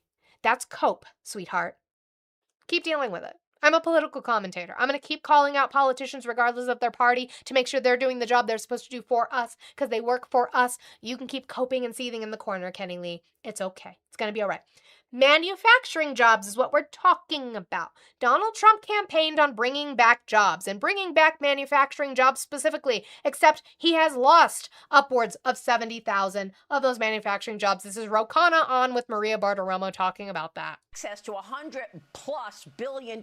Let's not forget all that cash, cold cash that was on a plane headed to Iran. What did they do with that money, Congressman? They used that money to build up their ballistic weapons and support. Oh, the ballistic weapons Donald Trump's going to let them keep? Terrorist proxies. Am I wrong? Maria, first of all, the president has lost 72,000 manufacturing jobs under his watch. So I wish you were right, because his rhetoric was about rebuilding Ohio, rebuilding Pennsylvania, but he has resisted having an industrial investment bank to actually support American manufacturers that would make things that we're currently importing. No, I don't agree with that. That's not true. On the China I don't agree with that. Well, we'll get into that in just a minute. Committee. Let me just finish. I mean, it's true he hasn't put an industrial investment bank. It's true that he's lost 70,000 manufacturing jobs. I'm the top Democrat on the China committee. We've been urging him to do a CHIPS Act for American pharmaceutical key starting material. He hasn't done that. Yes, he's attracted a lot of foreign direct investment that's gone to real quick. Too crazy Cajun. You said, do you know how long it will take to have a facility to be able to enrich uranium after we destroyed their way to enrich? Decades. That might be true. It might take them upwards of decades to rebuild. So what you're telling me is that all Donald Trump did was kick the can down the road? Because apparently, according to the MOU, we are now under agreement to help fund, not by our money, but to help find a fund to send them $300 billion on top of the frozen assets we are going to be giving them. So he just kicked the can down the road? He's really strong. So proud of him. Tech companies in my district, but what about the heartland and the building up of places that were deindustrialized? That simply hasn't happened. It hasn't happened in Vice President Vance's hometown of Middleton, Ohio. But again, you guys are not focusing. We're talking about manufacturing jobs. Maria Bartiromo said, I can't agree with you. That is not true. Well, let's go to this. You know what? I picked one especially for you, Maria, because this is who you work for, right? Here's Fox News Channel. As we know, it's Fox Entertainment. We know that from their $80 million judgment that they had to pay for lying, that they are an entertainment source and not news, but we're going to use this just for you, MAGA. Just for you. Trump bet tariffs would bring back American factory jobs. New report says it didn't work. This was published June 15th of this year, so 3 days ago, just so we know. Let's go down. Manufacturing. This is what we want. The industry. Remember, Maria Bartiromo says, I do not agree with what you just said, Rokana. Manufacturing. The industry. The tariffs were intended to help fared particularly poorly according to the damning report. Researchers estimate the sector lost roughly 75,000 positions during the policy's first year, or about 6,250 jobs per month. What was that, Maria? Cold crashing? What was that? About not losing? Rokana said 72,000 jobs, so roughly 75,000 jobs. So what was that? You guys, over on TikTok, I see we get to 125,000 likes. It is 11:25, which means we have a little bit more than a half hour before I end, and we're supposed to be trying to get to 200,000 likes. What happened? Are you using those fingers for your partner right now? You couldn't tell them to wait? I mean, I'm doing it for their benefit, but you can't wait till I'm done? Damn. Guys, keep tapping. I appreciate you so very much. Quote, we can say with an over 90% confidence level that manufacturing lost jobs because of the tariffs. Richard Stern, vice president of the Plymouth Institute for Free Enterprise at Advancing American Freedom, told Fox News Digital. Stern argued the tariffs backfired because many American manufacturers rely on imported components and equipment. Who could have told you that? Was it us before the election? Was it us? Was it me? Was it me? Was it me? Was it me? It was me. Thomas, yes, it is Titties Thursday. Most of the Americans that are importing are American businesses, especially American manufacturers and producers. So the tariffs really ended up being a tax on high-end American manufacturing. So again, just proving to you, Fox News likes to lie to you. They all like to lie to you. You don't listen. I thought you were doing booby face. Maybe you weren't. I'm sorry.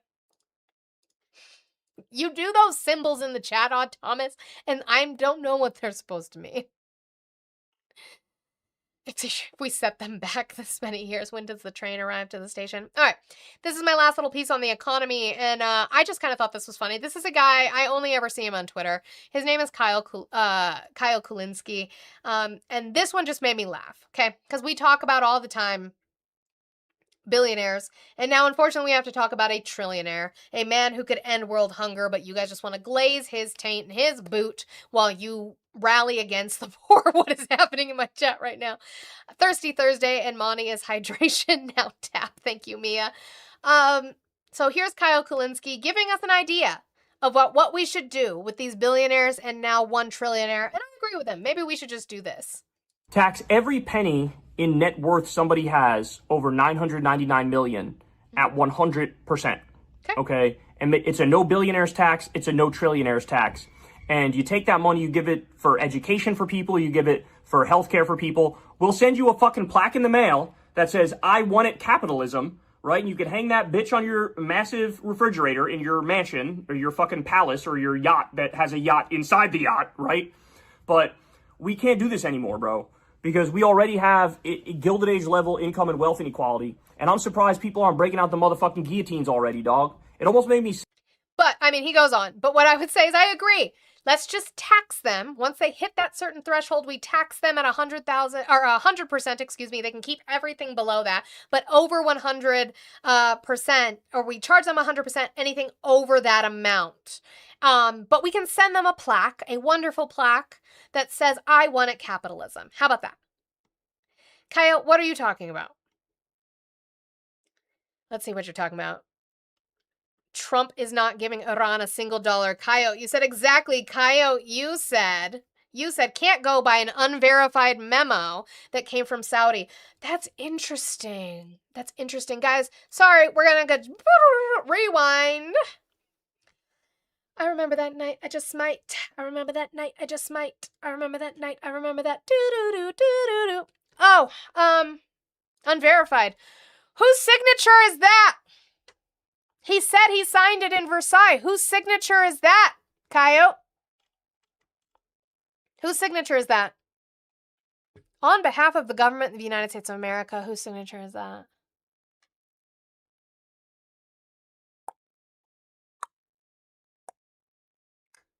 This is the one Donald Trump said. He signed it. And what does this say? Point number 6. The United States of America undertakes with regional partners to develop a definitive, mutually agreed upon plan with at least USD $300 billion for the reconstruction and economic development of the Islamic Republic of Iran. That's AI, Hector. Shut up. AutoPen. Yep, Rip Tip. It's AutoPen for sure. Have I seen where it came from? It came from Donald Trump because they signed it. That's why. You guys get it together. Just get it. The coping is insane to me. It really, really is. The coping is insane. All right. Speaking of cope, let's go back. I hate that I have to keep covering this, but I do. I do. It's Photoshop.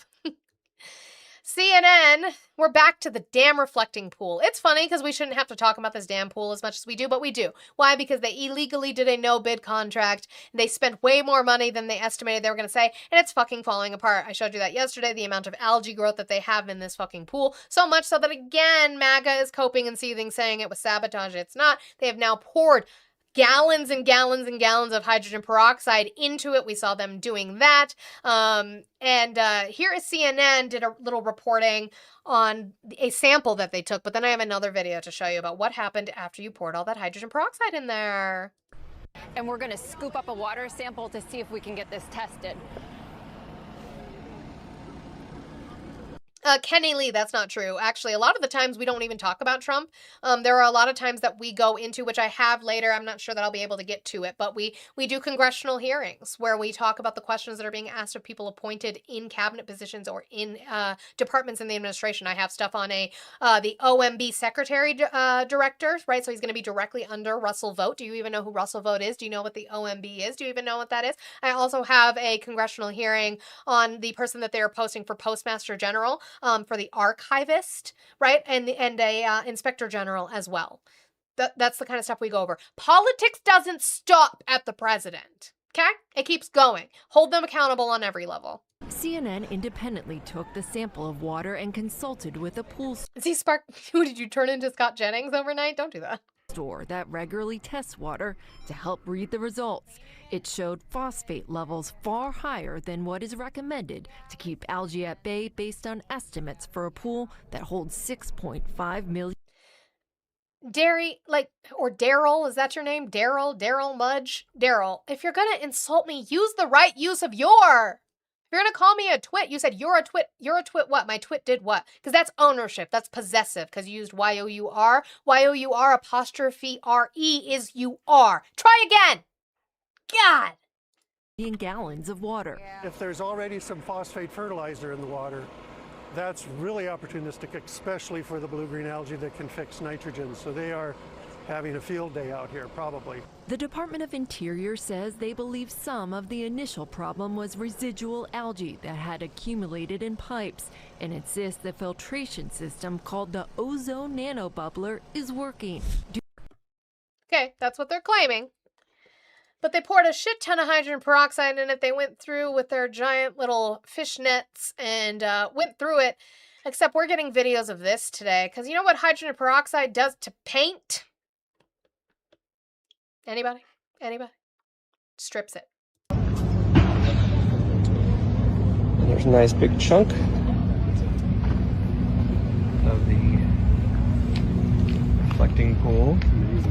Yeah. Oh, it is blue. How about that? Big chunk of it for you. 3 days ago, I was able to drive right in front of the Capitol. $18 million well spent. Chunks of the paint are coming off now. Oh, Kenny Lee likes me now. Said I'm cute. I'm glad that I could convince you. Sure. Okay. I want to go to the OMB, or let's go to Brooke Rollins. We've had Brooke Rollins in here in the chamber for probably a couple weeks. So let's get to Rollins. So Rollins was in front of Congress. Again, they're still in front of Congress for things like budgetary reasons and oversight reasons. And she is talking to somebody, Angie Craig, who is going to talk about the fact that SNAP, Now you guys are really going to get upset because you guys like to glaze billionaires and trillionaires, but you hate on poor people, that we should be providing for the general welfare. Providing for the general welfare, where did that come from? Talking about SNAP being one of the most audited departments in our government and having one of the lowest fraud rates in our government. So we are going to talk about that with Brooke Rollins, who is in charge of the USDA. The USDA is in charge of SNAP, in case you guys didn't know, because, you know, obviously you guys pay so much attention to that. So we're going to go to Brooke Rollins on that, guys. As we are sitting here, I appreciate it. We got to 140,000 likes. Apparently me yelling at you and Mia yelling at you works, and I appreciate that, so make sure we are doing that. Hi, Christina. I have 3-0, guys, left in my goal with about 30 minutes left to go. If we could start working on that, I would appreciate it. Dollar Train, $2 Train. Make sure you're getting your Antifa dues in for June if you have not, and we can get that done. Cash App, Venmo, PayPal, all in the link tree in my bio, and we can get that brought down. Charles, you cannot chlorinate the reflecting pool because it's not a pool for swimming. It has wildlife that rely on it as part of the ecosystem. You cannot put chlorine in that. Okay. Well, your cat's probably smarter than you, Kenny Lee, so there's that. Cue the just get a job comments, probably. But we are now. It did go up almost 90% under the Biden years. So even though we're hitting record numbers, reclaiming and we my take that very time. seriously. You are in power. You own this entire town. This is Madam we have a Secretary. Do you conversation know without being what? so I forgot to mention that part. She's going to do a lot of this. What about Biden? She's going to do a lot of that. Because a year and a half in totally makes sense to not take any accountability for what you're doing in the USDA. Reclaiming my time. Okay, I just ask you not to be so rude. I mean, I'd really like to have a legitimate conversation. Do you know what percentage of farmers now say they can't afford fertilizer for this year as a result of the president's war in Iran? Well, it depends on the geographic location. Oh my the God! Southeast, 70% is the answer across those are not the country. the numbers. That's not correct. Madam Secretary, do you know what the SNAP fraud rate actually is according to the most recent estimates from USDA? The fraud rate. Well, that is based on data we're receiving from the states that we can't verify. That's the whole point of it. Why would you not be able to verify it? The states do that. They send it to the federal government. Why wouldn't you be able to verify that information? This is we have no ability to verify California. That's bullshit. You absolutely have access to their auditing. They would have to turn those files over to you. What? This is the stuff they tell you because they are just lying to you. What do you mean that they don't have access to that? SNAP is a federal program. Yes, distributed to the states, but it is a federal program. So you would have access to their auditing. Minnesota, where the fraud has been reclaiming my time. It was 1.6% according to USDA. Your state is saying we only have 1.6% fraud rate. California, Minnesota, where the fraud has been reclaiming my time. It was 1.6%. 1.6%. And what you guys don't know is of that 1.6% of fraud found in SNAP, a lot of it, and I don't even like that they call it fraud, is usually improper payments. It means that the person at the office, at the SNAP office, either gave too much or too little on accident. They had to rectify that. And trust me, I know it's anecdotal. They will rectify it.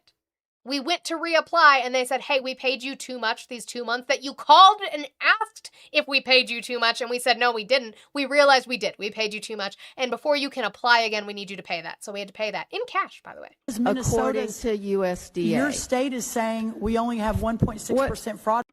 Papa Bear, prove that. Prove it. Papa Bear says California doesn't give up the number so that they can keep giving governmental assistance to illegals. Duh. Giving aid to legal aliens is fraud. Actually, giving aid to legal aliens is not fraud because non-citizens are available to get some of these programs. Illegal aliens, you would have to again show me with proof where where California's government is withholding this information so that they can give it to illegals. You have proof of that, right? Of course you have proof of that because that what you just said would not hold up in a court of law just because you said it. Rate, which we all know is an absolute joke. I'll say it again. The USDA's own data found. By the way, I knew this was going to happen. What did I say? They're going to get really hyphy now because they love to hate on poor people. Where were you guys during that whole MOU conversation where Donald Trump capitulated every principle and value he told you to have? You guys were real quiet. Okay. But we're hating on poor people now, so you're excited? Okay. 1.6%. I don't know. No, we were relying on your data from Minnesota, and you won't share it the with difference us. between air. They do share it. You have access to it. This is your data. This is the data from the federal government and the inspector generals within the federal government auditing the SNAP programs in these various states. 1.6%. You have access to it. That's how that works. Rates and fraud rates. I honestly don't. It is one of the lowest fraud rate in any program in America is the SNAP program. The lowest fraud rate of any program in America is the SNAP program? You can't be serious when you say that. Your own data says 1.6%. Again, Madam that's Secretary. because the states, your Reclaiming state has my told us time that number, once more. and you won't allow us to confirm it. That's bullshit. That is bullshit.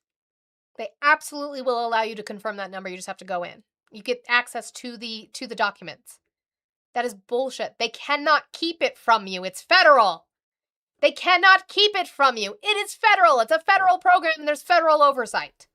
You've bragged on TV that... That's correct, Newsound. California does have its own food stamp program that is separate from the federal government's. They cannot use the federal government's funds of SNAP for that. It's a great thing that you kicked 4 million people off SNAP. The ability to work, the righteousness of work is not... Reclaiming my time, 700,000 We should be proud. kids. That's the goal of these welfare programs. Madam Secretary, I'm asking you these questions because these issues, this committee, it's all personal You're not to me. asking questions for an answer. My mom You're asking questions to make a political reclaiming statement. my time again. I would like to actually have a real conversation. Madam Secretary, Mr. Chair, she talked over... Dready not. What's your proof of that? You said that isn't a purpose of an audit and they rarely catch fraud. Prove that to me. I'm waiting for proof. You guys keep yelling and saying things in the chat, but I'm not seeing any proof. I'm not seeing an article. I'm not seeing a report. Show me. For half of my time here. So, look, when you describe the farm economy as the golden age... lady's time is expired. Hector, the righteousness of work, it reminds me of the sign outside of Auschwitz, but maybe that's just... Maybe just me. This administration needs to wake Now, up and start recognize the understanding gentleman that from family Oklahoma, farmers are Mr. Lucas. in need. Thank you. So let's keep talking about that. USDA is in charge of a lot of things, not just SNAP. So let's talk about the farmers and how much money they have lost over the course of this year and a half because of Donald Trump and his policies regarding tariffs. Again, we had to do another bailout package for the farmers, which he was going to use the tariff money, the tariff shelf, remember, to pay for that. Well, that didn't work out too well, did it? Because SCOTUS said you couldn't do that, and now there are refunds in place for the corporations. So not only did the corporations make money on raising their prices because of how much more it costs them to import goods, they're also getting refunds on the extra that they paid. So we just made corporations richer and richer. Love when we do that in the United States. But here's Angie Craig again asking Brooke Rollins how much money farmers lost last year. Brooke Rollins doesn't answer. Is it because she doesn't know or she just doesn't want to admit? Which one is it? You think do you we know? walked in the door I'm sorry, and those I'm farms going to ask the closed questions here immediately? today. Okay, I would love a question. Do you know how much... I didn't say an audit's primary purpose is to catch fraud. That's not what I said. I said that they complete audits that can catch fraud and do. Again, prove to me that they didn't catch fraud. Like, what are you talking about? We've seen that they did. We have the number, 1.6%. She's calling it a lie based off of what?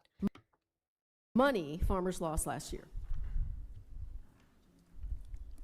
What their losses were last year. It was $28 billion. You're the Secretary of Agriculture. $28 billion. Well, it depends how you calculate that, because I don't think you're taking into account all the crop protection, all the insurance, all of the different programs that went through to support our farmers. Right, and if this administration didn't have terrible policies, we would not need all that support for family farmers. Do you know? walked in the door I'm sorry, and I'm They lost that money. Papa Berry said California, along with 21 other states, has sued the Trump administration to withhold SNAP information because of privacy laws. You can easily Google it. They are withholding the information of their clients, not of the information that they're giving out, of the money they're giving out. They would have to give them that information. But it doesn't mean that they get a full list of all the people and their names and where they live. There are privacy laws in regards to that. So again, we're going to bring up to Brooke Rollins about high diesel prices because that affects farmers as well as fertilizer price. And she's going to do the thing that you guys always do, which is pivot. Are you aware that diesel prices in Oregon are over $6 a gallon right now and are really harming my farmers? That's a good point, Aunt Banks. Actually, thank you so much. That is a great point that you bring up, which is their argumentation about an audit not catching fraud and what an audit's purpose is. I never said an audit's purpose was to catch fraud. I said that's just also a part of it, right? It would be like what do you call them when you have? It would be like a side effect that you can find fraud. But exactly what Aunt Banks said. He said, that's why Trump doesn't want his taxes audited. IRS will find fraud. Why did the DOJ write in a memo for this fucking slush fund that they had to kill, but they haven't written in writing that they have to kill it? Why did they write a memo in regards to the DOJ that allowed Trump, his family, his kids, and his businesses to be exempt from audit and prosecution in perpetuity? Why would that be, I wonder? Prices in Oregon are over $6 a gallon right now and are really harming my farmers. There is no doubt that these inputs are causing more struggle in the farm country. I do want to be fair, though, and say that in the last administration, the cost of inputs increased. What about Biden? We're claiming my time. We are not talking about the last administration. But that's what we're building on. That's what we're trying to. No, it's not. You have been in office for a year and a half. You have a Republican majority holding in Congress. No, you don't get to blame Biden anymore. What are you doing? I am comparing 26 over 25 and 25 over 24. Our baseline is 24. We have not improved. We have. Reclaiming my time because I want to make sure we. Then show us the improvement because we're not seeing it. That's not true. Diesel prices are rising. Why? Mostly because of this war in the Middle East that we hope is going to be ending, again, at a capitulation, but we'll take it. So we're having an issue with screwworm again. This is not the first time we've had this issue, but it is something. Now, I'm not blaming the administration for screwworm. I am blaming them for getting rid of the department that was in charge of detecting it, because they did that. But of course, they're going to take accountability for that too. Eradicated it, pushed it all the way back past the Darien Gap into South America, where it was contained for decades, I guess almost 50, 60 years.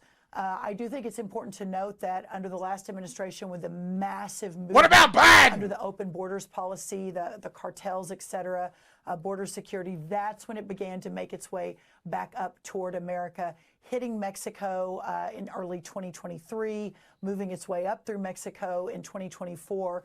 And when we walked in the door last year, I was sworn in on February 13th of 2025.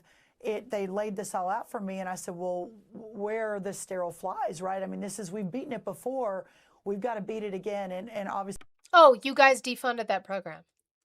Not much had been done to push back. So we eradicated. Yeah, not much had been done to push back because you guys defunded the program for that. So thanks, Brooke Rollins.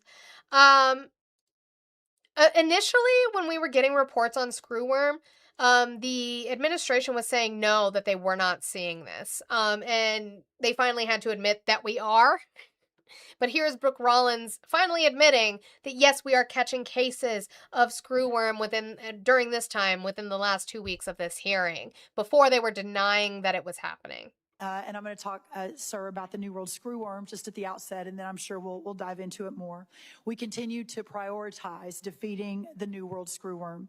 Over the past week and a half, USDA has confirmed 6 cases of the New World screwworm within the U.S., all but one in the south of Texas.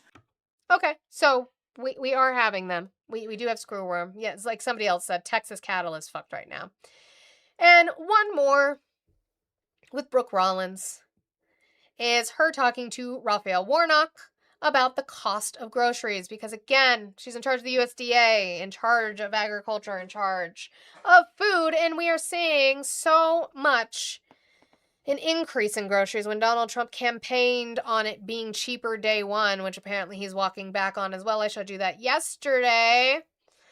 But of course she's going to answer that.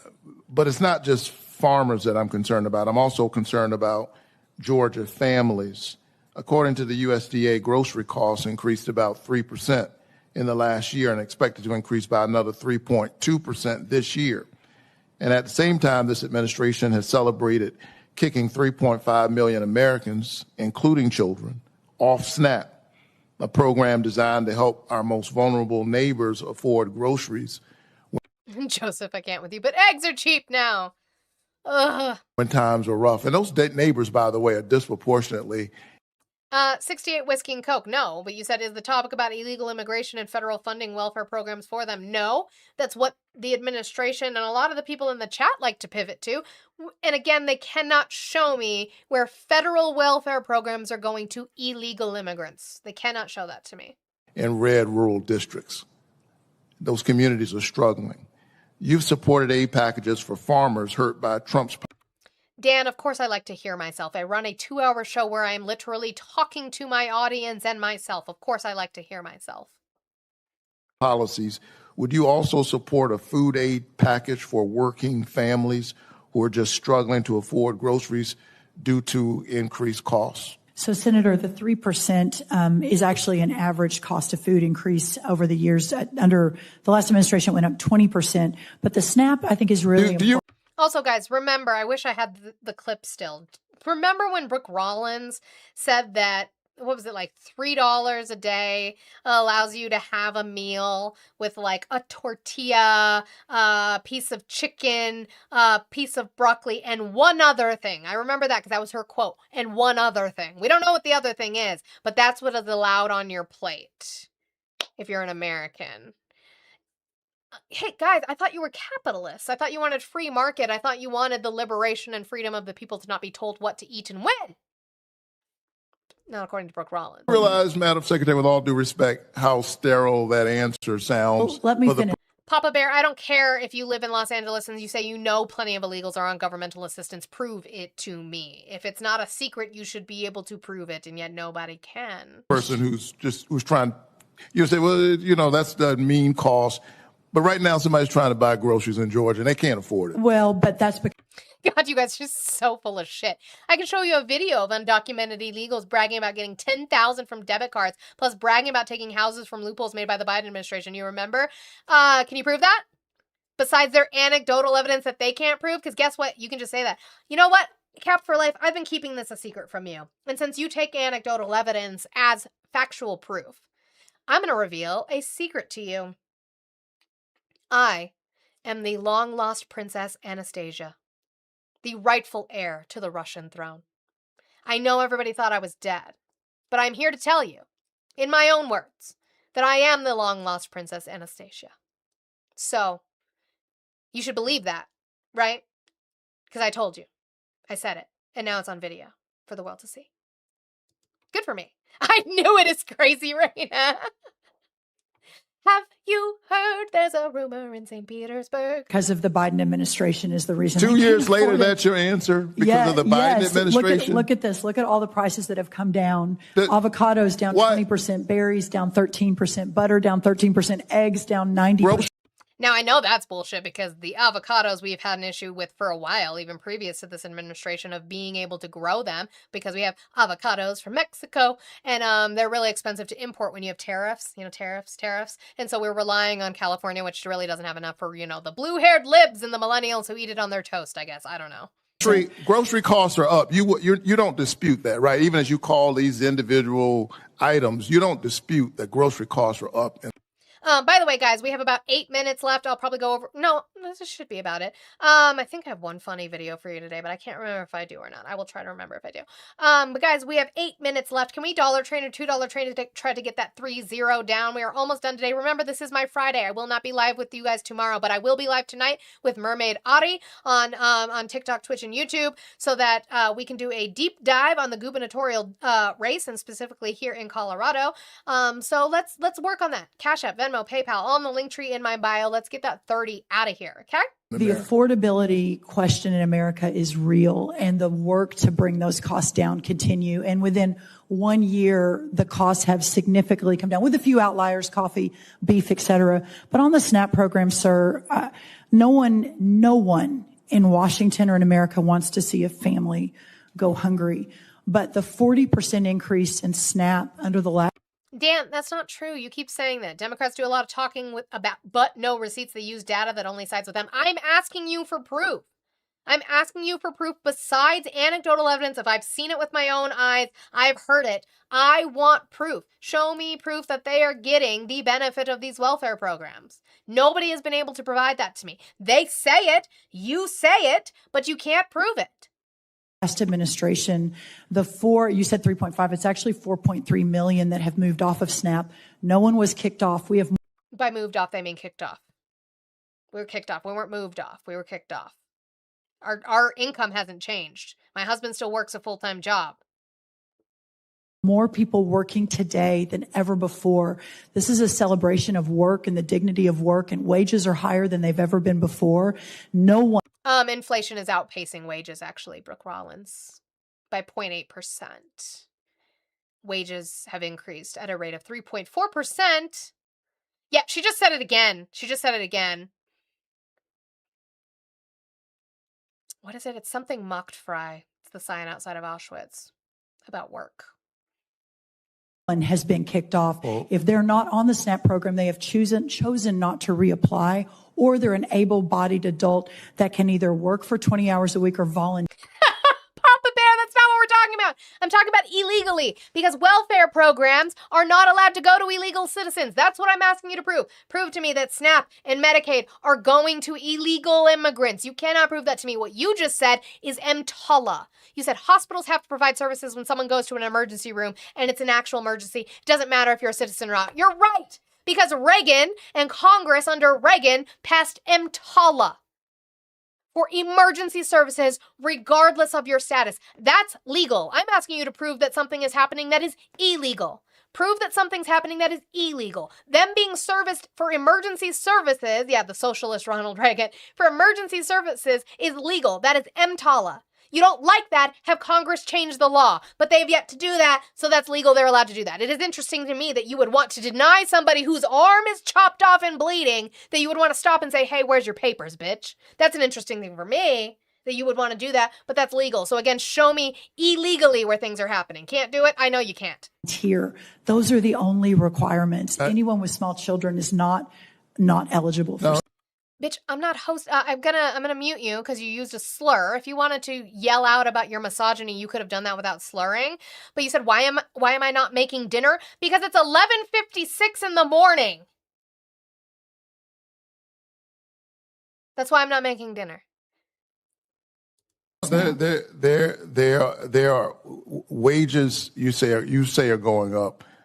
Costs are certainly going up. Healthcare has been doubled for millions of Americans, and they're having to figure out how to make their lives work in the midst of this. Many of them choosing between food and healthcare. Will you reinstate the?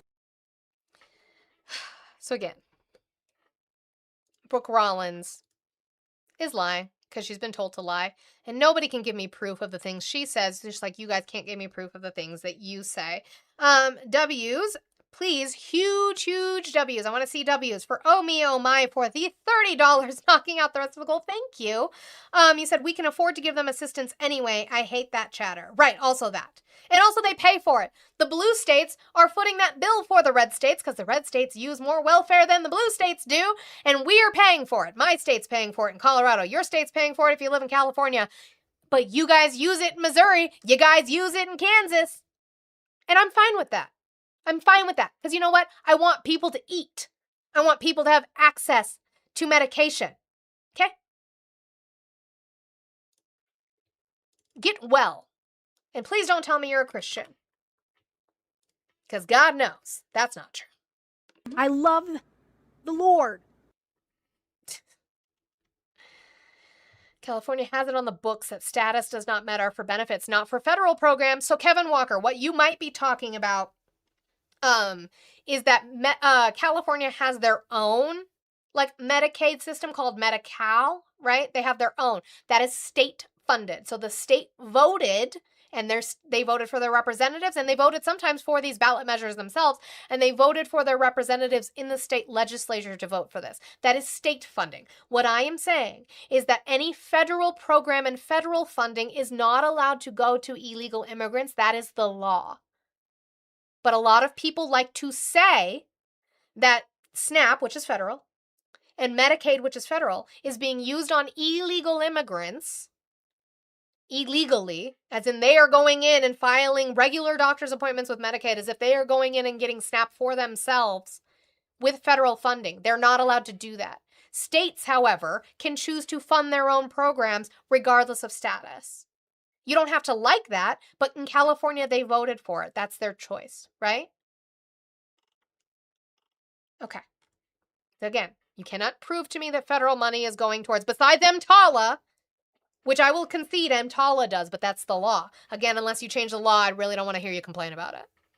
But it's illegal under SNAP and Medicaid for illegal immigrants to use that, and you guys can't prove that to me. Okay. Did I have anything funny? Maybe I didn't. I probably have something funny that's totally not politics. Big bags busting at the belly band. Stop it! I'm gonna get got on YouTube. Leave me alone. I don't like that it's playing automatically now. I didn't ask it to do that. Did not ask it to do that. Yeah, see, I have funny things though. They have nothing to do with politics. Absolutely nothing. WIC, but it's because their kids are citizens. Well, that's the same as SNAP. Their kids can apply for it as long as they're U.S. citizens. WIC, you can, regardless of status. But again, that would be legal because that's the law. So, if I'm a moron, give me proof. They paid the homeless to vote. Are they legal citizens? Prove that. Also, I can't say that because TikTok doesn't like it anyway. All right, so we're going to play this funny video about gaming. I don't know what this game is, but now I need to find it. And then we will get out of here, guys. I appreciate you guys so much for your support today. I truly, truly do. It means so much to me. Guys, don't forget that I will be on. That's Ari, pinned right there on TikTok, guys. Ari, if you're not following Ari, what are you doing? She's my boss. I don't know why you're not following her. But she will be hosting a deep dive tonight. We will be on there tonight, going over a deep dive on gubernatorial candidates and the wild gubernatorial candidates from the Colorado governor's race. So make sure that you're following her here. Make sure on Twitch and YouTube that you are following her over there. Mermaid Ari 0, okay? Make sure you're following her over there so that you can get access to watching that tonight. I'll be back to haunt your nightmares or bless your dreams, whichever one you want. Okay, so we're going to play this funny video because it was funny to me. Why are you still supporting Trump? That's not the one I was clicking. That's not what I clicked on. Why are you still supporting? I didn't click on that, did I? Am I crazy? Am I crazy? Am I crazy? Look, look, look, look. Why are you still supporting Trump? Why am I on my own page? It's not going to show it now. Hold on, let's just read. What the fuck is that? What is it doing? Okay, this is my page. That's great. Awesome. I want to go to this now. Why are you still supporting Trump? Okay, guess I can't play it. No funny video for you. I lied. I don't know why I did that. That's so weird. All right. Let's get out of here, guys. Let's see if there's anybody to raid today. I have to go to my main account to do that. Gubernatorial. Gubernatorial. Oh, you had to slur. It's so sad for you. Why do you guys do that? I don't want to. I'm done writing, man. I'm not doing it. I'm not doing it. All right, so this is my Friday, guys. I appreciate you guys. Thank you so much for accomplishing the goal today. Thank you so much for your support with the gifts, and all of the things that you guys do to support me. The taps. Where did we get to on taps? Where did we get to? Were we close? Ooh, so close. 186,000. So close. You guys are doing fantastic. I'm so proud of you. Thank you guys so much. Almost 200,000. I'll give you the credit. So yeah, I will be back on Monday for Midterm Monday. We will talk again more about festivals that are coming up for the next week. We are in the season. It is primary season. It is nonstop from here until November with the midterm. So we are going to be paying attention to that. I need to do my ballot this weekend, actually. So make sure you come back Monday, 10 a.m. Mountain Time, whatever time that is for you, so that we can get right back into it. The news doesn't stop, politics doesn't stop, and we will keep holding them accountable since MAGA doesn't want to. They voted for them, but they washed their hands clean. We're not going to do that. We're going to get in the dirt. We're going to be here getting up every single day and making sure that we are keeping them accountable, guys. So make sure you're here for that. Tomorrow, again, I will not be live. It is Juneteenth. We are going to support our wonderful Black creators on this app and on all of the apps that we are streaming on. We should be doing that every single day, but we are really going to make sure we're highlighting them today and not making it about ourselves. So I will be making sure to post about the people that we are following. I believe Blue and Mia are supposed to be going live so tomorrow, so we are going to do that and focus on them and keep supporting tomorrow. That's the plan. That's why this is my Friday, and so I appreciate you guys joining me today. I will see you all next week. I love you all so very much. Make sure you're taking care of yourself. Spend time with friends and family. Drink some water. Go outside. Do something good for yourself, please. It's a lot. This is a lot. It's exhausting every single day, but make sure we do all of those good things, okay? I might game later today, maybe. If not, definitely this weekend. I want to play more Yap Yap. I want to find this RV game that I couldn't show you, but also want to do that. Hopefully it's a PC game. Hopefully. We'll see. But I love y'all, and you'll see me around tomorrow, but I will not be live, and I will see you guys next week.